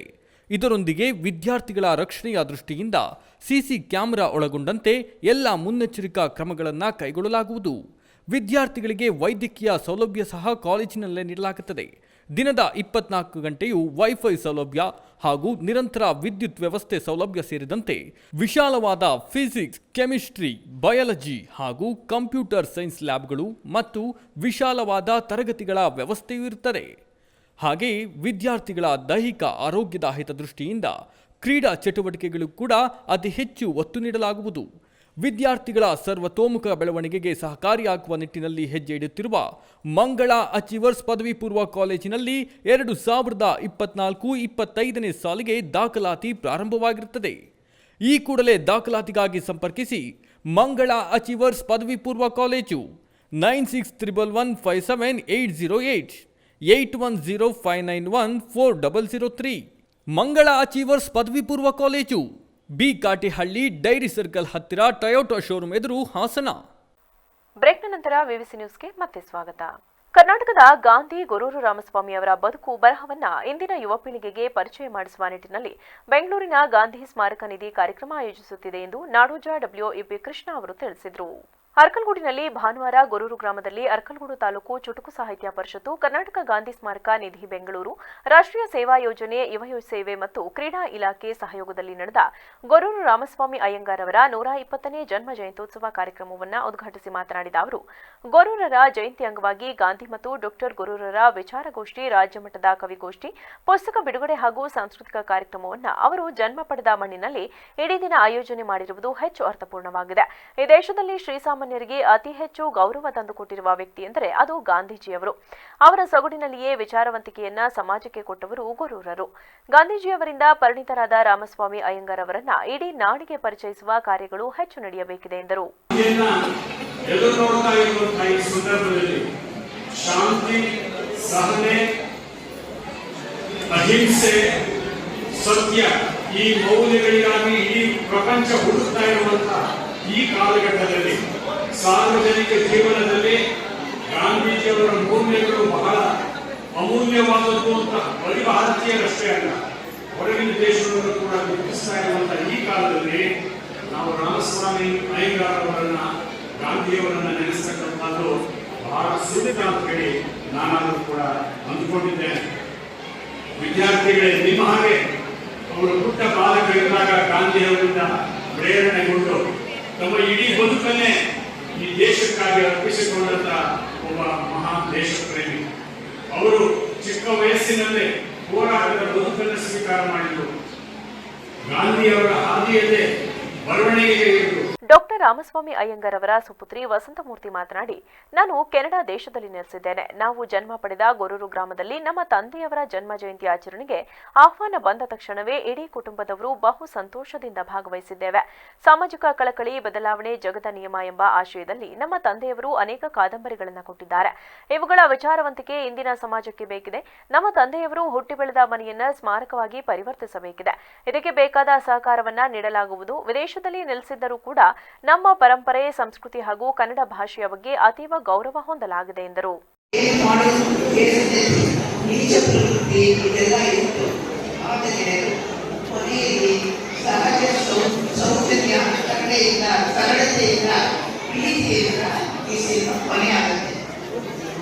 ಅದು ಗುರುಗಳ ಸಂದೇಶ, ಎಲ್ಲರಿಗೂ ಕೊಟ್ಟಿರುವ ಸಂದೇಶ. ಅಲ್ಲಿ ನಾವು ಪ್ರೀತಿಯಿಂದ ಮಾಡಬೇಕು, ಶಾಂತಿಯಿಂದ ಮಾಡಬೇಕು, ಅಹಿಂಸೆ ಇರಬೇಕು, ಸತ್ಯ ಇರಬೇಕು. ಇದೆಲ್ಲ ಅವರು ಗಾಂಧೀಜಿ ಅವರ ತತ್ವಗಳನ್ನು ಪ್ರತಿಪಾದಿಸಿ ಅದರ ಮೇಲೆಯೇ ನಮ್ಮ ಜೀವನವನ್ನು ನಡೆಸಿದರು. ಅವರು ಹೇಳಿದರು, ನನಗೆ ಗಾಂಧೀಜಿಯ ಅವರ ಜ್ಯೋತಿ ನನ್ನ ಹೃದಯದಲ್ಲಿ ಕೂತ್ಬಿಟ್ಟಿದೆ ಅಂತ ಹೇಳಿದರು. ಸೊ ಅದರಿಂದ ಅವರ ಮಾರ್ಗದರ್ಶನವನ್ನು ನೋಡಿಕೊಂಡು, ಅವರ ಜೀವನವನ್ನು ನೋಡಿಕೊಂಡು ಅದರಂತೆ ನಾವು ನಮ್ಮ ಜೀವನವನ್ನು ನಡೆಸೋಣ, ಉನ್ನತ ಇದಕ್ಕೆ ತಗೊಂಡು ಬಂದು. ಕಾರ್ಯಕ್ರಮದಲ್ಲಿ ಬೆಂಗಳೂರು ಆರ್ವೆ ಇಂಜಿನಿಯರಿಂಗ್ ಕಾಲೇಜಿನ ವಿಶ್ರಾಂತ ಪ್ರಾಧ್ಯಾಪಕ ಡಾಕ್ಟರ್ ಶ್ರೀನಿವಾಸ್, ಗುರೂರು ರಾಜು, ಚುಟುಕು ಸಾಹಿತ್ಯ ಪರಿಷತ್ ಅಧ್ಯಕ್ಷ ಸುಂದರೇಶ್ ಉಡುವಾರೆ, ಕೊಪ್ಪಳ ಜಿಲ್ಲಾ ಪದವಿ ಪೂರ್ವ ಶಿಕ್ಷಣ ಇಲಾಖೆ ಉಪನಿರ್ದೇಶಕ ಜಗದೀಶ್, ಹಿರಿಯ ವಿಜ್ಞಾನಿ ಸ್ವಾಮಿನಾಯಕ್, ಗ್ರಾಮ ಪಂಚಾಯಿತಿ ಅಧ್ಯಕ್ಷ ನಿಂಗರಾಜು ಸೇರಿದಂತೆ ಇತರರು ಉಪಸ್ಥಿತರಿದ್ದರು. ಶ್ರೀರಂಗಪಟ್ಟಣ ತಾಲೂಕು ಬಿಜೆಪಿ ಪಕ್ಷದ ವತಿಯಿಂದ ತಾಲೂಕು ಅಧ್ಯಕ್ಷರಾದ ಪಿ. ಹಳ್ಳಿ ರಮೇಶ್ ನೇತೃತ್ವದಲ್ಲಿ ಶ್ಯಾಮ್ ಪ್ರಸಾದ್ ಮುಖರ್ಜಿರವರ ಪರಿವರ್ಣ ದಿನವನ್ನು ಆಚರಿಸಲಾಯಿತು. ಕಾರ್ಯಕ್ರಮವನ್ನು ಉದ್ದೇಶಿಸಿ ತಾಲೂಕು ಅಧ್ಯಕ್ಷ ಪಿ. ಹಳ್ಳಿ ರಮೇಶ್ ಮಾತನಾಡಿ, ಶ್ಯಾಮ್ ಪ್ರಸಾದ್ ಮುಖರ್ಜಿಯವರು ಸ್ವತಂತ್ರ ಭಾರತದ ಮೊದಲ ಕೈಗಾರಿಕಾ ಮತ್ತು ಸರಬರಾಜು ಮಂತ್ರಿ ಮತ್ತು ಭಾರತೀಯ ಜನಸಂಘದ ಸಂಸ್ಥಾಪಕರಾಗಿದ್ದರು. ಶ್ಯಾಮ್ ಪ್ರಸಾದ್ ಅವರು ಅರ್ಹ ಬ್ಯಾರಿಸ್ಟರ್ ಆಗಿದ್ದರು ಮತ್ತು ಶಿಕ್ಷಣದ ಬಗ್ಗೆ ಒಲವು ಹೊಂದಿದ್ದರು ಎಂದು ಅವರ ಜೀವನಾದರ್ಶಗಳ ಬಗ್ಗೆ ತಿಳಿಸಿದರು. ಇವತ್ತು ಭಾರತೀಯ ಜನತಾ ಪಾರ್ಟಿ 12 ರಾಜ್ಯಗಳಲ್ಲಿ ಸ್ವತಂತ್ರವಾಗಿ ಸರ್ಕಾರವನ್ನು ರಚಿಸಿದೆ. 8 ರಾಜ್ಯಗಳಲ್ಲಿ ಅಲಯನ್ಸ್ ಮಾಡಿಕೊಂಡು 18 ರಾಜ್ಯಗಳಲ್ಲಿ ಸರ್ಕಾರ ರಚಿಸಿದೆ. ಆದರೆ ಈ ಒಂದು ಸರ್ಕಾರ ಬರಲಿಕ್ಕೆ ಮುಂಚೆ ಶ್ಯಾಮ್ ಪ್ರಸಾದ್ ಮುಖರ್ಜಿ ಅವರು ಹಾಗೂ ದೀನ್ ದಯಾಳ್ ಉಪಾಧ್ಯಾಯರು ಈ ಜನಸಂಘವನ್ನ ಕಟ್ಟಬೇಕು, ರಾಷ್ಟ್ರದಲ್ಲಿ ರಾಷ್ಟ್ರೀಯತೆ ಇರ್ತಕ್ಕಂಥ, ಬಲಪಂಥೀಯತೆ ಇರ್ತಕ್ಕಂಥ ಒಂದು ರಾಷ್ಟ್ರ ಪಕ್ಷವನ್ನ ಕಟ್ಟಬೇಕು ಅಂತ 1950ರಲ್ಲಿ ಜನಸಂಘ ಅನ್ನೋ ಪಕ್ಷವನ್ನು ಸ್ಥಾಪನೆ ಮಾಡಿರ್ತಾರೆ. ಇದಕ್ಕೆ ಮೊದಲೇ ಸರ್ವ ಪಕ್ಷಗಳ ಸರ್ಕಾರದಲ್ಲಿ ಕೈಗಾರಿಕಾ ಸಚಿವರಾಗಿರ್ತಾರೆ. ಭಾರಿ ಕೈಗಾರಿಕಾ ಸಚಿವರು ಶ್ಯಾಮ್ ಪ್ರಸಾದ್ ಮುಖರ್ಜಿ ಅವರು ಕೆಲವೊಂದು ನೇರವರ ವಿರೋಧಿ ನೀತಿಗಳನ್ನು ವಿರೋಧಿಸ್ತಾರೆ. ಪ್ರಮುಖವಾಗಿ ದೇಶದಲ್ಲಿ ಒಂದೇ ಕಾನೂನು, ಒಂದೇ ಧ್ವಜ ಇರಬೇಕು. ಈ ಸಂದರ್ಭದಲ್ಲಿ ಮಂಡ್ಯ ಜಿಲ್ಲಾ ಪ್ರಧಾನ ಕಾರ್ಯದರ್ಶಿಯಾದ ಶ್ರೀಧರ್, ತಾಲೂಕು ಕಾರ್ಯದರ್ಶಿಯಾದ ಸಂತೋಷ್, ಉಮೇಶ್, ಜಿಲ್ಲಾ ಉಪಾಧ್ಯಕ್ಷೆ ಜಯಲಕ್ಷ್ಮಿ, ತಾಲೂಕು ಮಹಿಳಾ ಮೋರ್ಚಾ ಪ್ರಧಾನ ಕಾರ್ಯದರ್ಶಿ ಶಕುಂತಲಾ, ಶಿಲ್ಪಾ, ರೇಖಾ ಸೇರಿದಂತೆ ಇತರರು ಹಾಜರಿದ್ದರು. ವರದಿ TS Shashikanth, VVC news, Srirangapatna. ಭಟ್ಕಳದಲ್ಲಿಂದು ಜಿಲ್ಲಾ ಪಂಚಾಯತ್, ಜಿಲ್ಲಾ ಆರೋಗ್ಯ ಮತ್ತು ಕುಟುಂಬ ಕಲ್ಯಾಣ ಇಲಾಖೆ, ಭಟ್ಕಳ ತಾಲೂಕು ಆರೋಗ್ಯಾಧಿಕಾರಿಗಳ ಕಚೇರಿ ಇವರ ಸಹಯೋಗದೊಂದಿಗೆ ಭಟ್ಕಳದ ಜಾಲಿಯಲ್ಲಿ ನೂತನ ನಮ್ಮ ಕ್ಲಿನಿಕ್ ಅನ್ನು ಜಿಲ್ಲಾ ಉಸ್ತುವಾರಿ ಸಚಿವ ಮಂಕಾಳ್ ವೈದ್ಯ ಉದ್ಘಾಟಿಸಿದರು. ಈ ಸಂದರ್ಭದಲ್ಲಿ ಮಾತನಾಡಿದ ಸಚಿವರು, ಸರ್ಕಾರ ಆರೋಗ್ಯಕ್ಕೆ ಹೆಚ್ಚಿನ ಒತ್ತನ್ನು ನೀಡಿದೆ. ಎಲ್ಲ ಔಷಧಿಗಳು ಸರ್ಕಾರಿ ಆಸ್ಪತ್ರೆ, ಕ್ಲಿನಿಕ್ಗಳಲ್ಲಿ ಲಭ್ಯ ಇರುವಂತೆ ನೋಡಿಕೊಳ್ಳಬೇಕು. ವೈದ್ಯರ ಕೊರತೆಯನ್ನ ನಿಭಾಯಿಸುವ ನಿಟ್ಟಿನಲ್ಲಿ ಮೆಡಿಕಲ್ ಕಾಲೇಜುಗಳಿಂದಲೇ ವೈದ್ಯರಿಗೆ ಆಹ್ವಾನವನ್ನ ನೀಡಲಾಗುತ್ತಿದೆ. ವೈದ್ಯರು ತಮಗೆ ಇಷ್ಟ ಬಂದ ತಾಲೂಕುಗಳಲ್ಲಿ ಸೇವೆ ಸಲ್ಲಿಸಲು ಅನುಕೂಲವಾಗುವಂತೆ ಕೌನ್ಸಿಲಿಂಗ್ ಪದ್ಧತಿಯನ್ನು ರೂಪಿಸಲಾಗಿದೆ. ಗ್ರಾಮೀಣ ಭಾಗದ ಜನರಿಗೆ ಅನುಕೂಲ ಮಾಡಿಕೊಡುವ ನಿಟ್ಟಿನಲ್ಲಿ ಜಾಲಿಯಲ್ಲಿ ನಮ್ಮ ಕ್ಲಿನಿಕ್ ಅನ್ನು ಆರಂಭಿಸಲಾಗಿದೆ. ಸಾರ್ವಜನಿಕರು ಇದರ ಪ್ರಯೋಜನ ಪಡೆದುಕೊಳ್ಳಬೇಕು ಎಂದು ತಿಳಿಸಿದರು. ಜನರಿಗೆ ಹತ್ತಿರವಾಗಿ, ಜನರ ಜೊತೆಯಲ್ಲಿ, ಜನರಿಗೋಸ್ಕರ ಏನೇ ಒಂದು ಆರೋಗ್ಯ ಸಮಸ್ಯೆ ಆದರೂ ಆ ಕೂಡಲೇ ಸ್ಪಂದಿಸಬೇಕು ಅನ್ನುವಂಥ ಉದ್ದೇಶದಿಂದ ಈ ಕಾರ್ಯಕ್ರಮವನ್ನು ಇದು ಪ್ರತಿಯೊಂದು ಪಟ್ಟಣ ಪಂಚಾಯತ್, ಮುನ್ಸಿಪಾಲ್ಟಿ ಈ ರಾಜ್ಯದಲ್ಲಿ ಎಲ್ಲ ಕಡೆ ಆಗಿದೆ, ಆಗ್ತಾ ಇದೆ, ಇನ್ನೂ ಆಗುವುದೂ ಇದೆ. ಈಗಾಗಲೇ ಡಾಕ್ಟರ್ ಹೇಳಿದ್ವಿ, ನಾವು ಮೊದಲಾಗೆ ಸರ್ಕಾರದಿಂದ ಡಾಕ್ಟ್ರು ಸಿಲೆಕ್ಷನ್ ಆಗಿ ಬರುವಂಥ ಸಿಸ್ಟಮ್ ಇಲ್ಲ. ಯಾರಾದರೂ MBBS ಆದವರು ಬರ್ತಾರಂತ ಆ ಕೂಡಲೇ ನಾವು ಜಿಲ್ಲೆಯಲ್ಲಿ ಆಗಿಂದಾಗೆ ಕಳಿಸಿದ್ರಾಯಿತು. DC ಅಧ್ಯಕ್ಷತೆಯಲ್ಲಿ 24 ಗಂಟೆಯೊಳಗೆ ಸಿಲೆಕ್ಷನ್ ಮಾಡುವಂಥ ವ್ಯವಸ್ಥೆಯನ್ನು ಇಟ್ಕೊಂಡು, ಇಲ್ಲಿ ಮಾತ್ರ ಅಲ್ಲ, ನಮ್ಮ ಕ್ಲಿನಿಕ್ಗೆ ಮಾತ್ರ ಅಲ್ಲ, ಯಾವುದೇ ಹಾಸ್ಪಿಟ್ಲಲ್ಲಿ ಯಾವುದೇ ಡಾಕ್ಟ್ರು ಬರ್ತಾರಂತ ಅಥವಾ ಬೇರೆ ಜಿಲ್ಲೆಯಿಂದ ಬರ್ತಾರನ್ನು ನಾವು ತರಲಿಕ್ಕೆ ರೆಡಿ ಇದ್ದೇವೆ. ಅದಲ್ಲದೆ ಈಗ ಕೌನ್ಸಿಲಿಂಗೇ ಮಾಡಿಬಿಟ್ಟಿದೆ. ಯಾರು ಅವ್ರ ಖುಷಿಯಿಂದ ಅವ್ರು ಎಲ್ಲಿ ಬೇಕಾದರೂ ಬರ್ಬೋದು, ಯಾವ ಹಾಸ್ಪಿಟ್ಲಿಗೆ ಅಥವಾ ಯಾವ ಜಿಲ್ಲೆಗೆ ಬೇಕಾದರೂ ಹೋಗ್ಬೋದು. ಆ ರೀತಿಯಲ್ಲಿ ಸಿಸ್ಟಮ್ ಮಾಡಿ ಅಂದರೆ ಅನುಕೂಲ ಆಗಲಿ, ಅವ್ರಿಗೆ ಇಷ್ಟ ಬಂದಲ್ಲಿ ಖುಷಿಯಿಂದ ಕೆಲಸ ಮಾಡಬೇಕು ಅನ್ನೋಂಥ ಉದ್ದೇಶದಿಂದ ಮಾಡ್ತೀವಿ. ಹಾಗಾಗಿ ಇದು ಹೇಳಿದ್ರು, ಈಗ ನಾವೇನು ಮಾಡ್ತಾ ಇದ್ದೀವಿ ಅಂದರೆ, ಎಲ್ಲಿ ಡಾಕ್ಟರ್ ಕೊರತೆ ಅಂದರೆ ನಾವು ಮೆಡಿಕಲ್ ಕಾಲೇಜಿಂದ ಡಾಕ್ಟ್ರನ್ನ ತಂದುಕೊಂಡು, ಅದು ರೂರಲ್ಲಿಗೆ ಹಾಕ್ಲಿಕ್ಕೆ ಆಗೋದಿಲ್ಲ, ನಾವು ಟೌನಿಗೆ ಮಾತ್ರ ಕೊಡುವಂಥ. ಎಲ್ಲಿ ತಾಲೂಕು ಹಾಸ್ಪಿಟ್ಲ್ ಇರ್ತದೆ ಅಲ್ಲಿ ಮಾತ್ರ 2 ಜನ ಕೊಡ್ಬೋದು, 4 ಜನ ಬೇಕಾದರೂ ಕೊಡ್ಬೋದು. ಅಲ್ಲಿಂದ ಏನು ಅವರಿಗೆ ಹೇಳ್ಕೊಂಡು ಇಲ್ಲಿ ಖಾಲಿ ಇರಬಾರ್ದಲ್ಲ. ಬೆಳಿಗ್ಗೆ 9 ಗಂಟೆಗೆ ಸ್ಟಾರ್ಟ್ ಆದರೆ ಸಂಜೆ 4:15ವರೆಗೆ ಇದು ಓಪನ್ ಇರ್ತದೆ. ಇದು ಭಾಳ ಮುಖ್ಯವಾಗಿದೆ. ಬೆಳಿಗ್ಗೆ 9ವರೆಗೆ ಪ್ರಾರಂಭ ಆಗ್ತದೆ,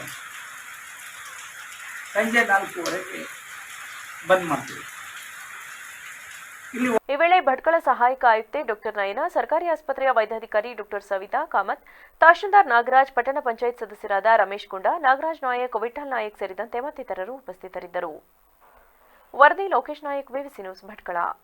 ಪ್ರಧಾನಮಂತ್ರಿ ನರೇಂದ್ರ ಮೋದಿ ಅವರು ಕರೆ ನೀಡಿರುವ ತಾಯಿ ಹೆಸರಿನಲ್ಲಿ 1 ಗಿಡ ಕಾರ್ಯಕ್ರಮಕ್ಕಿಂದು ಕೃಷ್ಣರಾಜನಗರ ಪಟ್ಟಣದ ಕನಕ ಬಡಾವಣೆಯಲ್ಲಿ ಅರಣ್ಯ ಇಲಾಖೆಯ ವಲಯಾಧಿಕಾರಿ ರಶ್ಮಿ ಮತ್ತು ಪುರಸಭಾ ಮುಖ್ಯಾಧಿಕಾರಿ ಜಯಣ್ಣರವರ ನೇತೃತ್ವದಲ್ಲಿ ಚಾಲನೆ ನೀಡಲಾಯಿತು. ಈ ಸಂದರ್ಭದಲ್ಲಿ ಮಾತನಾಡಿದ ವಲಯಾಧಿಕಾರಿ ರಶ್ಮಿ, ಇದೊಂದು ಪರಿಸರ ಉಳಿಸುವ, ಪರಿಸರ ರಕ್ಷಣೆ ಮಾಡುವ ಯೋಜನೆಯಾಗಿದ್ದು ಪ್ರತಿಯೊಬ್ಬರೂ ಇದರಲ್ಲಿ ಭಾಗವಹಿಸಬೇಕು ಎಂದರು.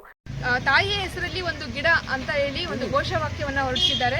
ಹಾಗಾಗಿ ಪ್ರತಿಯೊಬ್ಬ ನಾಗರಿಕರು ತಮ್ಮ ತಾಯಿಯ ನೆನಪಲ್ಲಿ 1 ಗಿಡವನ್ನು ಬೆಳೆಸಬೇಕು, ಅದನ್ನು ಮರವಾಗಿ ನೀವು ಉಳಿಸ್ಕೋಬೇಕಂತೇಳಿ ಘೋಷವಾಕ್ಯ ಹೊರಡಿಸಿರೋದ್ರ ಮೇಲೆಗೆ KR ನಗರ ಪ್ರಾದೇಶಿಕ ವಲಯದ ವತಿಯಿಂದ ನಾವು ಹಾಗೂ ಪುರಸಭೆ KR ನಗರ ರವರ ಒಂದು ಸಹಕಾರದೊಂದಿಗೆ ನಾವು ಒಂದು ಕಣ್ಣಿಗೆ ಕಾಣುವಂತಹ ಕಸವನ್ನು ನಮ್ಮ ಪೌರ ಕಾರ್ಮಿಕರು ತೊಡೆದ ಎಲ್ಲಾನು ಕ್ಲೀನ್ ಮಾಡ್ತಾರೆ. ಕಣ್ಣಿಗೆ ಕಾಣದ ಕಸವನ್ನು ನಮ್ಮ ಪರಿಸರ ಶುದ್ಧಗೊಳಿಸುತ್ತೆ. ಹಾಗಾಗಿ ಈ ಒಂದು ಕಾರ್ಯಕ್ರಮವನ್ನು ಪೌರ ಕಾರ್ಮಿಕರಿಗೆ ಒಂದು ನಂತರ ಪುರಸಭಾ ಸದಸ್ಯ ನಟರಾಜ್ ಮಾತನಾಡಿ, ಪಟ್ಟಣದ ಪುರಸಭೆ ವ್ಯಾಪ್ತಿಗೆ ಶಾಸಕರ ಅನುದಾನದಿಂದ ಹೆಚ್ಚಿನ ಹಣ ತಂದು ಕೆಲಸ ಮಾಡಲಾಗುವುದು ಮತ್ತು ಪುರಸಭಾ ವ್ಯಾಪ್ತಿಯಲ್ಲಿ ಪರಿಸರವನ್ನು ಕಾಪಾಡಲು ಎಲ್ಲಾ ರೀತಿಯ ಕ್ರಮ ತೆಗೆದುಕೊಳ್ಳಲಾಗುವುದು ಎಂದರು. ರವಿಶಂಕರ್ ಅವರು ನಗರಾಭಿವೃದ್ಧಿ ಸಚಿವರಾದಂಥ ಭೈರತಿ ಸುರೇಶ್ ಅವರ ಬಳಿ ಹೋಗಿ ಪಟ್ಟಣದಲ್ಲಿ ಸುಮಾರು ಅಭಿವೃದ್ಧಿ ಹೊಂದದ ಪಾರ್ಕ್ಗಳಿಗೆ ಸುಮಾರು 3 ಕೋಟಿ ಹಣವನ್ನು ಬಿಡುಗಡೆಯನ್ನು ಮಾಡಿಸ್ಕೊಂಡು ಬಂದಿರ್ತಾರೆ. ಈ 3 ಕೋಟಿ ಹಣದ ಅನುದಾನದಲ್ಲಿ ಈ ಒಂದು ಪಾರ್ಕ್ಗೆ ಅವರು ಹಣವನ್ನು ಕೊಡ್ತೀನಿ ಎಂಬ ಭರವಸೆಯನ್ನು ನೀಡಿದ್ದಾರೆ. ಹಾಗಾಗಿ ಎಲ್ಲ ನನ್ನ ಸ್ಥಳೀಯ ನಿವಾಸಿಗಳ ಪರವಾಗಿ ನಮ್ಮ ಮಾನ್ಯ ಶಾಸಕರು ಕೂಡ ಈ ಸಂದರ್ಭದಲ್ಲಿ ಧನ್ಯವಾದಗಳನ್ನ ಅರ್ಪಿಸಕ್ಕೆ.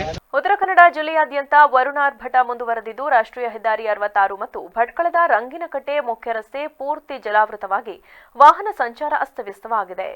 ಹೆದ್ದಾರಿಯಲ್ಲಿ ಭಾರೀ ಪ್ರಮಾಣದ ನೀರು ನಿಂತಿದ್ದು ಈ ರಸ್ತೆಯಲ್ಲಿ ಸಂಚರಿಸುವ ವಾಹನ ಸವಾರರು ಪರದಾಡುವಂತಾಗಿದೆ. ಅಲ್ಲದೆ ಅಬ್ಬರದ ಮಳೆ ಸುರಿದು ಹೆದ್ದಾರಿಗಳಲ್ಲಿ ವಾಹನ ಸಂಚಾರಕ್ಕೂ ಕೂಡ ಅಡ್ಡಿಯಾಗಿದೆ. ಕಳೆದ ವರ್ಷ ಕೂಡ ಮಳೆ ಸಮಯದಲ್ಲಿ ಇದೇ ಪರಿಸ್ಥಿತಿ ನಿರ್ಮಾಣವಾಗಿತ್ತು. ಆ ಸಂದರ್ಭದಲ್ಲಿ ಸಾರ್ವಜನಿಕರು ಪ್ರತಿಭಟನೆ ನಡೆಸಿ ಸಚಿವ ಮಂಕಾಳು ವೈದ್ಯ ಅವರು ಸ್ಥಳಕ್ಕೆ ಆಗಮಿಸಿ ಕೂಡಲೇ ಕ್ರಮ ಕೈಗೊಳ್ಳುವಂತೆ ಹೆದ್ದಾರಿ ಪ್ರಾಧಿಕಾರದ ಎನ್ಎಚ್ಎಐ ಅಧಿಕಾರಿಗಳಿಗೆ ತರಾಟೆಗೆ ತೆಗೆದುಕೊಂಡಿದ್ದರು. ಆದರೂ ಐಆರ್ಬಿ ಕಂಪನಿಯವರು ಸಮರ್ಪಕವಾಗಿ ಕೆಲಸವನ್ನ ಮಾಡದೇ ಇರುವುದರಿಂದ ಮತ್ತೆ ಪರಿಸ್ಥಿತಿ ಪುನರಾವರ್ತನೆಯಾಗಿದ್ದು ಜನರು ಆಕ್ರೋಶ ವ್ಯಕ್ತಪಡಿಸಿದ್ದಾರೆ.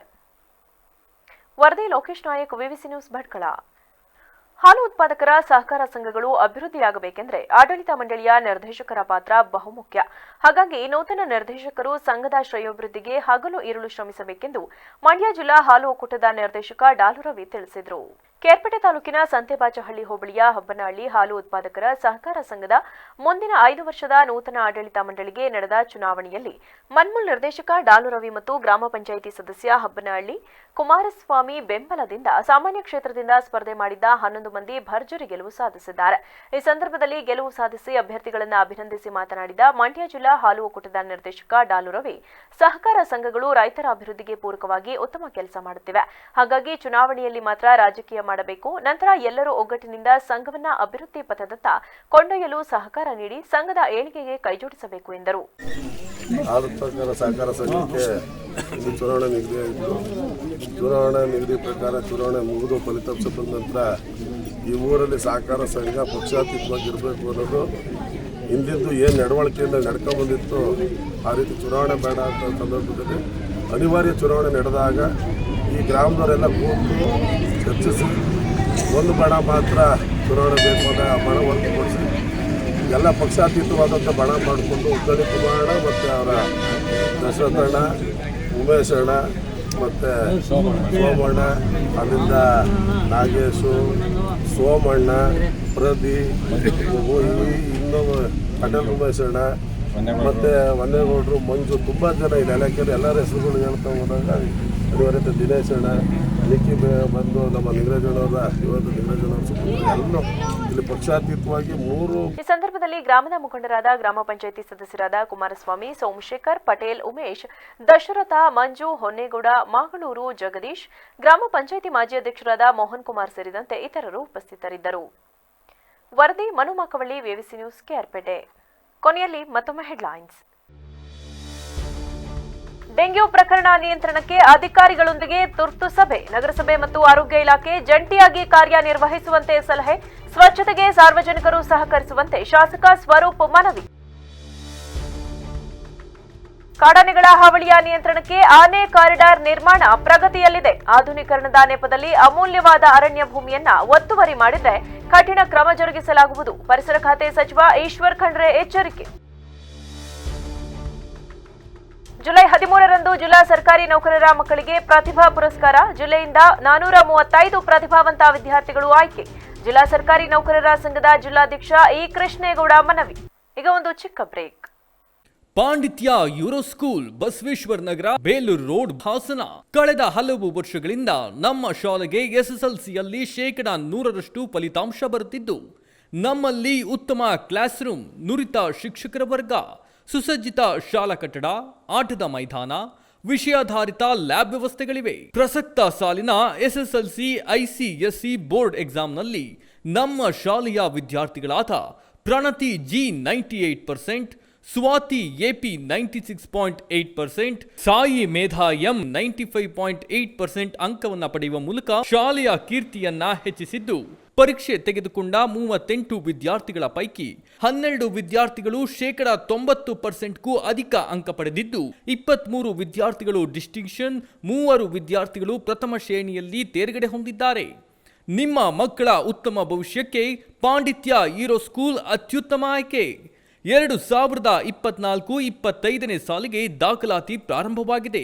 ಹೆಚ್ಚಿನ ಮಾಹಿತಿಗಾಗಿ ಸಂಪರ್ಕಿಸಿ 9742263102, 9742263108, 9742263110. ಪಾಂಡಿತ್ಯ euro school, Basaveshwara Nagar, Belur road, Hassan. Hi everybody, I am Mr. J.B. Murthy, Principal of Panditya Euro School. Very nice to meet you all through this media. You all must be knowing that ICSE class 10th board results have been out 2 days before. Our school has given the best results at board level of class 10th. Our school has produced 90% and above students, 23 students with 80% and above. Only 3 students they scored first classes. Yeah, my school students have outshined at board levels. 98% was the highest percentage. 96.8% was the second topper, and 95.8 was the third topper. Including practice sessions continuously we have taken up, and we brought teachers, the excellent teaching fraternity from outside, and winter classes were conducted. And beyond 5:30 p.m. till 6:30 we have given the special coaching, the extended coaching, and the remedial coaching for weaker sessions. A lot of hard work service given by the teachers, which has resulted into getting an excellent results at board levels. We are proud to say our teachers are doing the extraordinary job. My students are tuning to that interest, coming out with a colorful percentages at board levels. They are outshining at board level results. ನನ್ನ ಹೆಸರು ಗಿರೀಶ್ ಅಂತ, ನಾನು SBIನಲ್ಲಿ ಕೆಲಸ ಮಾಡೋದು. ನನ್ನ ಮಗಳು ಪ್ರಣತಿ G ಈ ವರ್ಷ ICSE 10th 98% ತಗೊಂಡು ಪಾಂಡಿತ್ಯ ಯೂರೋ ಸ್ಕೂಲ್ ಟಾಪರ್ ಆಗಿದ್ದಾಳೆ. ಇದ್ರ ಬಗ್ಗೆ ನಮಗೆ ತುಂಬ ಹೆಮ್ಮೆ ಅನಿಸುತ್ತೆ. ಮತ್ತು ಸ್ಕೂಲ್ನವರು ಹಾಗೂ ನಾವು ಎಲ್ಲರೂ ಅವಳು ಒಳ್ಳೆ ಪರ್ಸೆಂಟೇಜ್ ತಗೊಳ್ತಾಳೆ ಅಂತ ಎಕ್ಸ್ಪೆಕ್ಟ್ ಮಾಡಿದ್ವಿ. ಆಲ್ಮೋಸ್ಟ್ ನಾವು ನಮ್ಮ ನಿರೀಕ್ಷೆಯಂತೆಯೇ ಅವಳು ಸ್ಕೋರ್ ಮಾಡಿದ್ದಾಳೆ. ನನ್ನ ಹೆಸರು ಶೈಲಶ್ರೀ ಅಂತ, ನಾನು ಪ್ರೌಢಶಾಲಾ ಶಿಕ್ಷಕಿಯಾಗಿ ಕೆಲಸ ಮಾಡ್ತಾಯಿದ್ದೀನಿ. ನಾನು ಪ್ರಣತಿ ಜಿ ಅವರ ತಾಯಿ. ಅವಳು ಈ ವರ್ಷ 2023-24 ಸಾಲಿನಲ್ಲಿ ಯೂರೋ ಸ್ಕೂಲಲ್ಲಿ ಟಾಪರ್ ಆಗಿದ್ದಾಳೆ. ಅದು ಒಂದು ತುಂಬ ಒಂದು ಹೆಮ್ಮೆಯ ವಿಷಯ ಹಾಗೂ ತುಂಬ ಸಂತೋಷ ಕೊಟ್ಟಿದೆ ನಮಗೆಲ್ಲರಿಗೂ. I'm Pranati G. I scored 98 in this academic year and topped Panditya Euro School. I am deeply honored to stand before you to speak a few words and share my experience about topping Panditya Euro School for this academic year. I would express my sincere and heartfelt gratitude to the school management, academic director, principal, teachers and all my friends. Special thanks to my parents and grandparents who all constantly encouraged me and guided me to score this one. ನಮಸ್ತೆ, ನಾನು ಮಂಜುನಾಥ್, ಸಾಯಿ ಮೇಧ ಅವರ father. ನನ್ನ ಮಗಳು ಪಾಂಡಿತ್ಯ euro ಸ್ಕೂಲಲ್ಲಿ LKGಯಿಂದ ಓದ್ತಾ ಇದ್ದಾಳೆ. ಮುಂಚೆಯಿಂದನೇ ಚೆನ್ನಾಗಿ ಸ್ಕೋರ್ ಮಾಡ್ತಾಯಿದ್ದಾಳೆ. ಟೀಚರ್ಸ್ ಎಲ್ಲ ತುಂಬ ಕೋಚಿಂಗ್ ತುಂಬ ಚೆನ್ನಾಗಿದೆ. ಇಲ್ಲಿ ತುಂಬ ಒಳ್ಳೆ ಕೋಆಪ್ರೇಟ್ ಮಾಡ್ತಾರೆ ಟೀಚರ್ಸ್. ನಮಸ್ತೆ, ನಾನು ಗೀತಾ ಅಂತ, ನಾನು ಹೌಸ್ ವೈಫ್ ಆಗಿದ್ದೀನಿ. ನನ್ನ ಮಗಳು ಸಾಯಿ ಮೇಧ, ಅವಳು 95.8 ತೆಗೆದಿದ್ದಾಳೆ 10th. ನನಗೇನು ಅನ್ಸೋದು ಅಂತಂದರೆ, ಓದ್ಬೋದು ಎಲ್ಲ ಮಕ್ಕಳು, ಅಂದರೆ ಸಪೋರ್ಟ್ ಇರಬೇಕು, ಅವ್ರಿಗೆ ಕೋಆಪರೇಷನ್ ಇರಬೇಕು.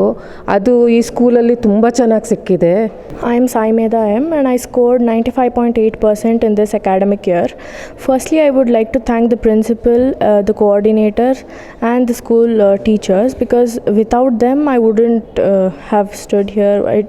It wouldn't be possible because they constantly supported us and encouraged us to excel more and more in each and every exam. And secondly, I would like to thank my parents who also continuously supported me and encouraged me. ಪಾಂಡಿತ್ಯ euro school, Basaveshwara Nagar, Belur road, Hassan. ಅಲ್ಕಂಡ ನಂಜ 2 ದಿನದಾಗೆ ಸಿಟಿಗೆ ಹೋಗ್ಬತ್ತೀನಿ ಅಂದನು, 4 ದಿನ ಆದರೂ ಬರಲಿಲ್ವಲ್ಲ. ಏನಪ್ಪ city ಸಮಾಚಾರ? ಸಿದ್ದಣ್ಣ ಸಿಕ್ಕಿದ್ದೆಲ್ಲ ಅರ್ಜಿ ತಗೊಂಡು ಹೋಯ್ತಲ್ಲಪ್ಪ. ನಿನ್ನ ಮಗನಿಗೆ ನೌಕರಿ ಕೊಡ್ತೀನಿ ಅಂತ ಹೇಳ್ತೇನಲ್ಲ ನಮ್ಮ ಸಿದ್ದಣ್ಣ. ನಮ್ಮ ಪಂಚಾಯತಿ ಫಾರ್ಮ ಹೇಳ್ತಾ ಇದ್ದ ಕಣ್ಲ. ಈಗ ಸಿದ್ದಣ್ಣ ನಮ್ಮ ಕೈಗುವೆ ನಿಮ್ಮ ಕೈಗುವೆ ಸಿಗಂಗೆ ಈ ಗೌರ್ಮೆಂಟಲ್ಲಿ ಹೊಸ ಶಾಸಕರವರಲ್ಲ, ಅವ್ರ ಕೈಗೆ ಸಿಗಾಕೊಲ್ವಂತೆ ಕಣ್ಲ. ಹ್ಞೂ ಕಳ್ಳ ಮಂಜ, ಎಲ್ಲಂಗೂ ನಾನು ಅರ್ಜಿ ತಗೊಂಡು ಮಗನ್ನು ಕರ್ಕೊಂಡು ಹೋಗಿದ್ದಪ್ಪ. ಏನ್ ಜನೂಲ ಪಾಪ, ಕೈ ಇಲ್ದವು, ಕಾಲಿಲ್ದವು, ಆರೋಗ್ಯ ಇಲ್ದವು, ದುಡ್ಡು ಇಲ್ದವು, ರಶ್ಶು ಕಳ್ಳ ರಶ್ಶು, ಜಂತ ದರ್ಶನ ಅಂದ್ರೆ ಹಂಗೆ ಕಳ್ಳ. ಅಲ್ಲೆಲ್ಲವ ಪರದಾಡವೇ ಇದ್ದು ಕಳ್ಳ. DKಶಿನೂ ಅಷ್ಟೇ ಇದೆ ಕಳ್ಳ. ಅವ್ರ ಕ್ಷೇತ್ರದ ಏನಾದ್ರೂ ಕೆಲಸಗಳಿದ್ರೆ ಮಾಡಿಕೊಡಿ ಅಂತ ಕೇಳಿದ್ರೆ ಸೆಕ್ರೆಟ್ರಿ ಕೈ ಕೊಟ್ಬಿಟ್ಟು ಹೋಗಿ ಆಮೇಲೆ ಮಾತಾಡ್ತೀನಿ ಅಂತದಂತೆ ಕಣ್ಲ. ಆ ಭಾಗ್ಯ ಈ ಭಾಗ್ಯಕ್ಕೆ ದುಡ್ಡು ಹೊಂದ್ಸಕ್ಕಾಯ್ತಾ ಇಲ್ಲ ಅಂತ ಗುರ್ರಂತದೆ ಕಣ್ಲ. ಅದು ತಿಟ್ವೆ ಅಲ್ವಲ್ಲ, ಭಾಗ್ಯ ಭಾಗ್ಯ ಅನ್ಕೊಂಡು ಭಾಗ್ಯಕ್ಕನ್ನ ಹೆಸರು ಹೇಳ್ಕೊಂಡು ಈ ಪಾರ್ಟಿ ಸೀಟ್ ತಗೊಂಡವು, ಅದ್ಕಾಲ ತಗೊಂಡವು. ಈಗ ಭಾಗ್ಯಕ್ಕನ್ ಕೈ ಬಿಟ್ರೆ ಆಯ್ತದೇನಿಲ್ಲ. ಹೆಂಗೋಪ್ಪ ಬಸ್ಸು ಫ್ರೀ, ತಿಂಗಳು 12,000 ಅಕೌಂಟಿಗೆ ಬೀಳ್ತಾ ಇದೆ. ಅದಕ್ಕೆ ಜನಗಳಿಗೆ ರಸ್ತೆ ಮಾಡಿಸಿ ಸೇತುವೆ ಮಾಡಿಸಿ ಅಂತೇನುವೆ ಗರಡೆ ಮಾಡದೆ ಸುಮ್ಕೋರೆ ಕಣ್ಣ.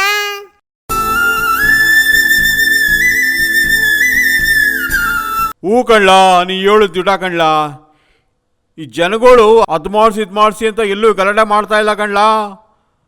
ಆದ್ರೂ ನಮ್ಮ ಶಾಸಕರು ನೋಡ್ಲ, ಇಡೀ ನಮ್ಮ ರಾಜ್ಯ ಶಾಸಕರು ದಿನ ಬೆಳಗಾಯ್ತು ಅಂದ್ರೆ ಎಲ್ಲಾ ಮಿನಿಸ್ಟರ್ ಮನೆ ಮುಂದಕ್ಕೆ ಹೋಗಿ ನಮ್ಮ ಕ್ಷೇತ್ರದಲ್ಲಿ ಇಷ್ಟು ಕೆಲಸವೇ, ದುಡ್ಡು ಕೊಡ್ಸಿ ಅಂತ ದುಂಬಲ್ ಬೀಳ್ತಾರಂತೆ ಕಣ್ಲ. ನೋಡ್ಲಾ, ಜನಕ್ಕಿಲ್ದಿರೋ ಯೋಚನೆ ಅವಕ್ಕಾದ್ರೂ ಐತಲ್ಲ. ಅಯ್ಯೋ, ಅವ್ರ ಯೋಜನೆಗೆ ಇಷ್ಟಂಡಿರುಯ್ಯ ನಿಗ್ವಂತೇನೀಗ ಅದೇನಿಲ್ಲ ಕಣ್ಣ. ಮಂಜ, ಕೋಟಿ ದುಡ್ಡು ಖರ್ಚು ಮಾಡಿ ಎಲೆಕ್ಷನ್ ಗೆದ್ದವ್ರಲ್ಲಪ್ಪ, ಆ ದುಡ್ಡು ವಾಪಸ್ ತಗೋಬಾರ್ದಲ್ಲ. ಅವ್ರು ಗೆದ್ದ ಶಾಸಕರಾಗವ್ರೆ ಅಂತ ಗೌರ್ಮೆಂಟ್ ಅವ್ರೇನಾದ್ರೂ ನೀವು ಖರ್ಚು ಮಾಡಿ ದುಡ್ಡು ತಗೊಳ್ಳಿ ಅಂತವ ಅವ್ರ ಅಕೌಂಟ್ಗೆ ನೇರವಾಗಿ ದುಡ್ಡು ಹಾಕ್ತಾರೆ ಅನ್ಕೊಂಡಿಲ್ಲ.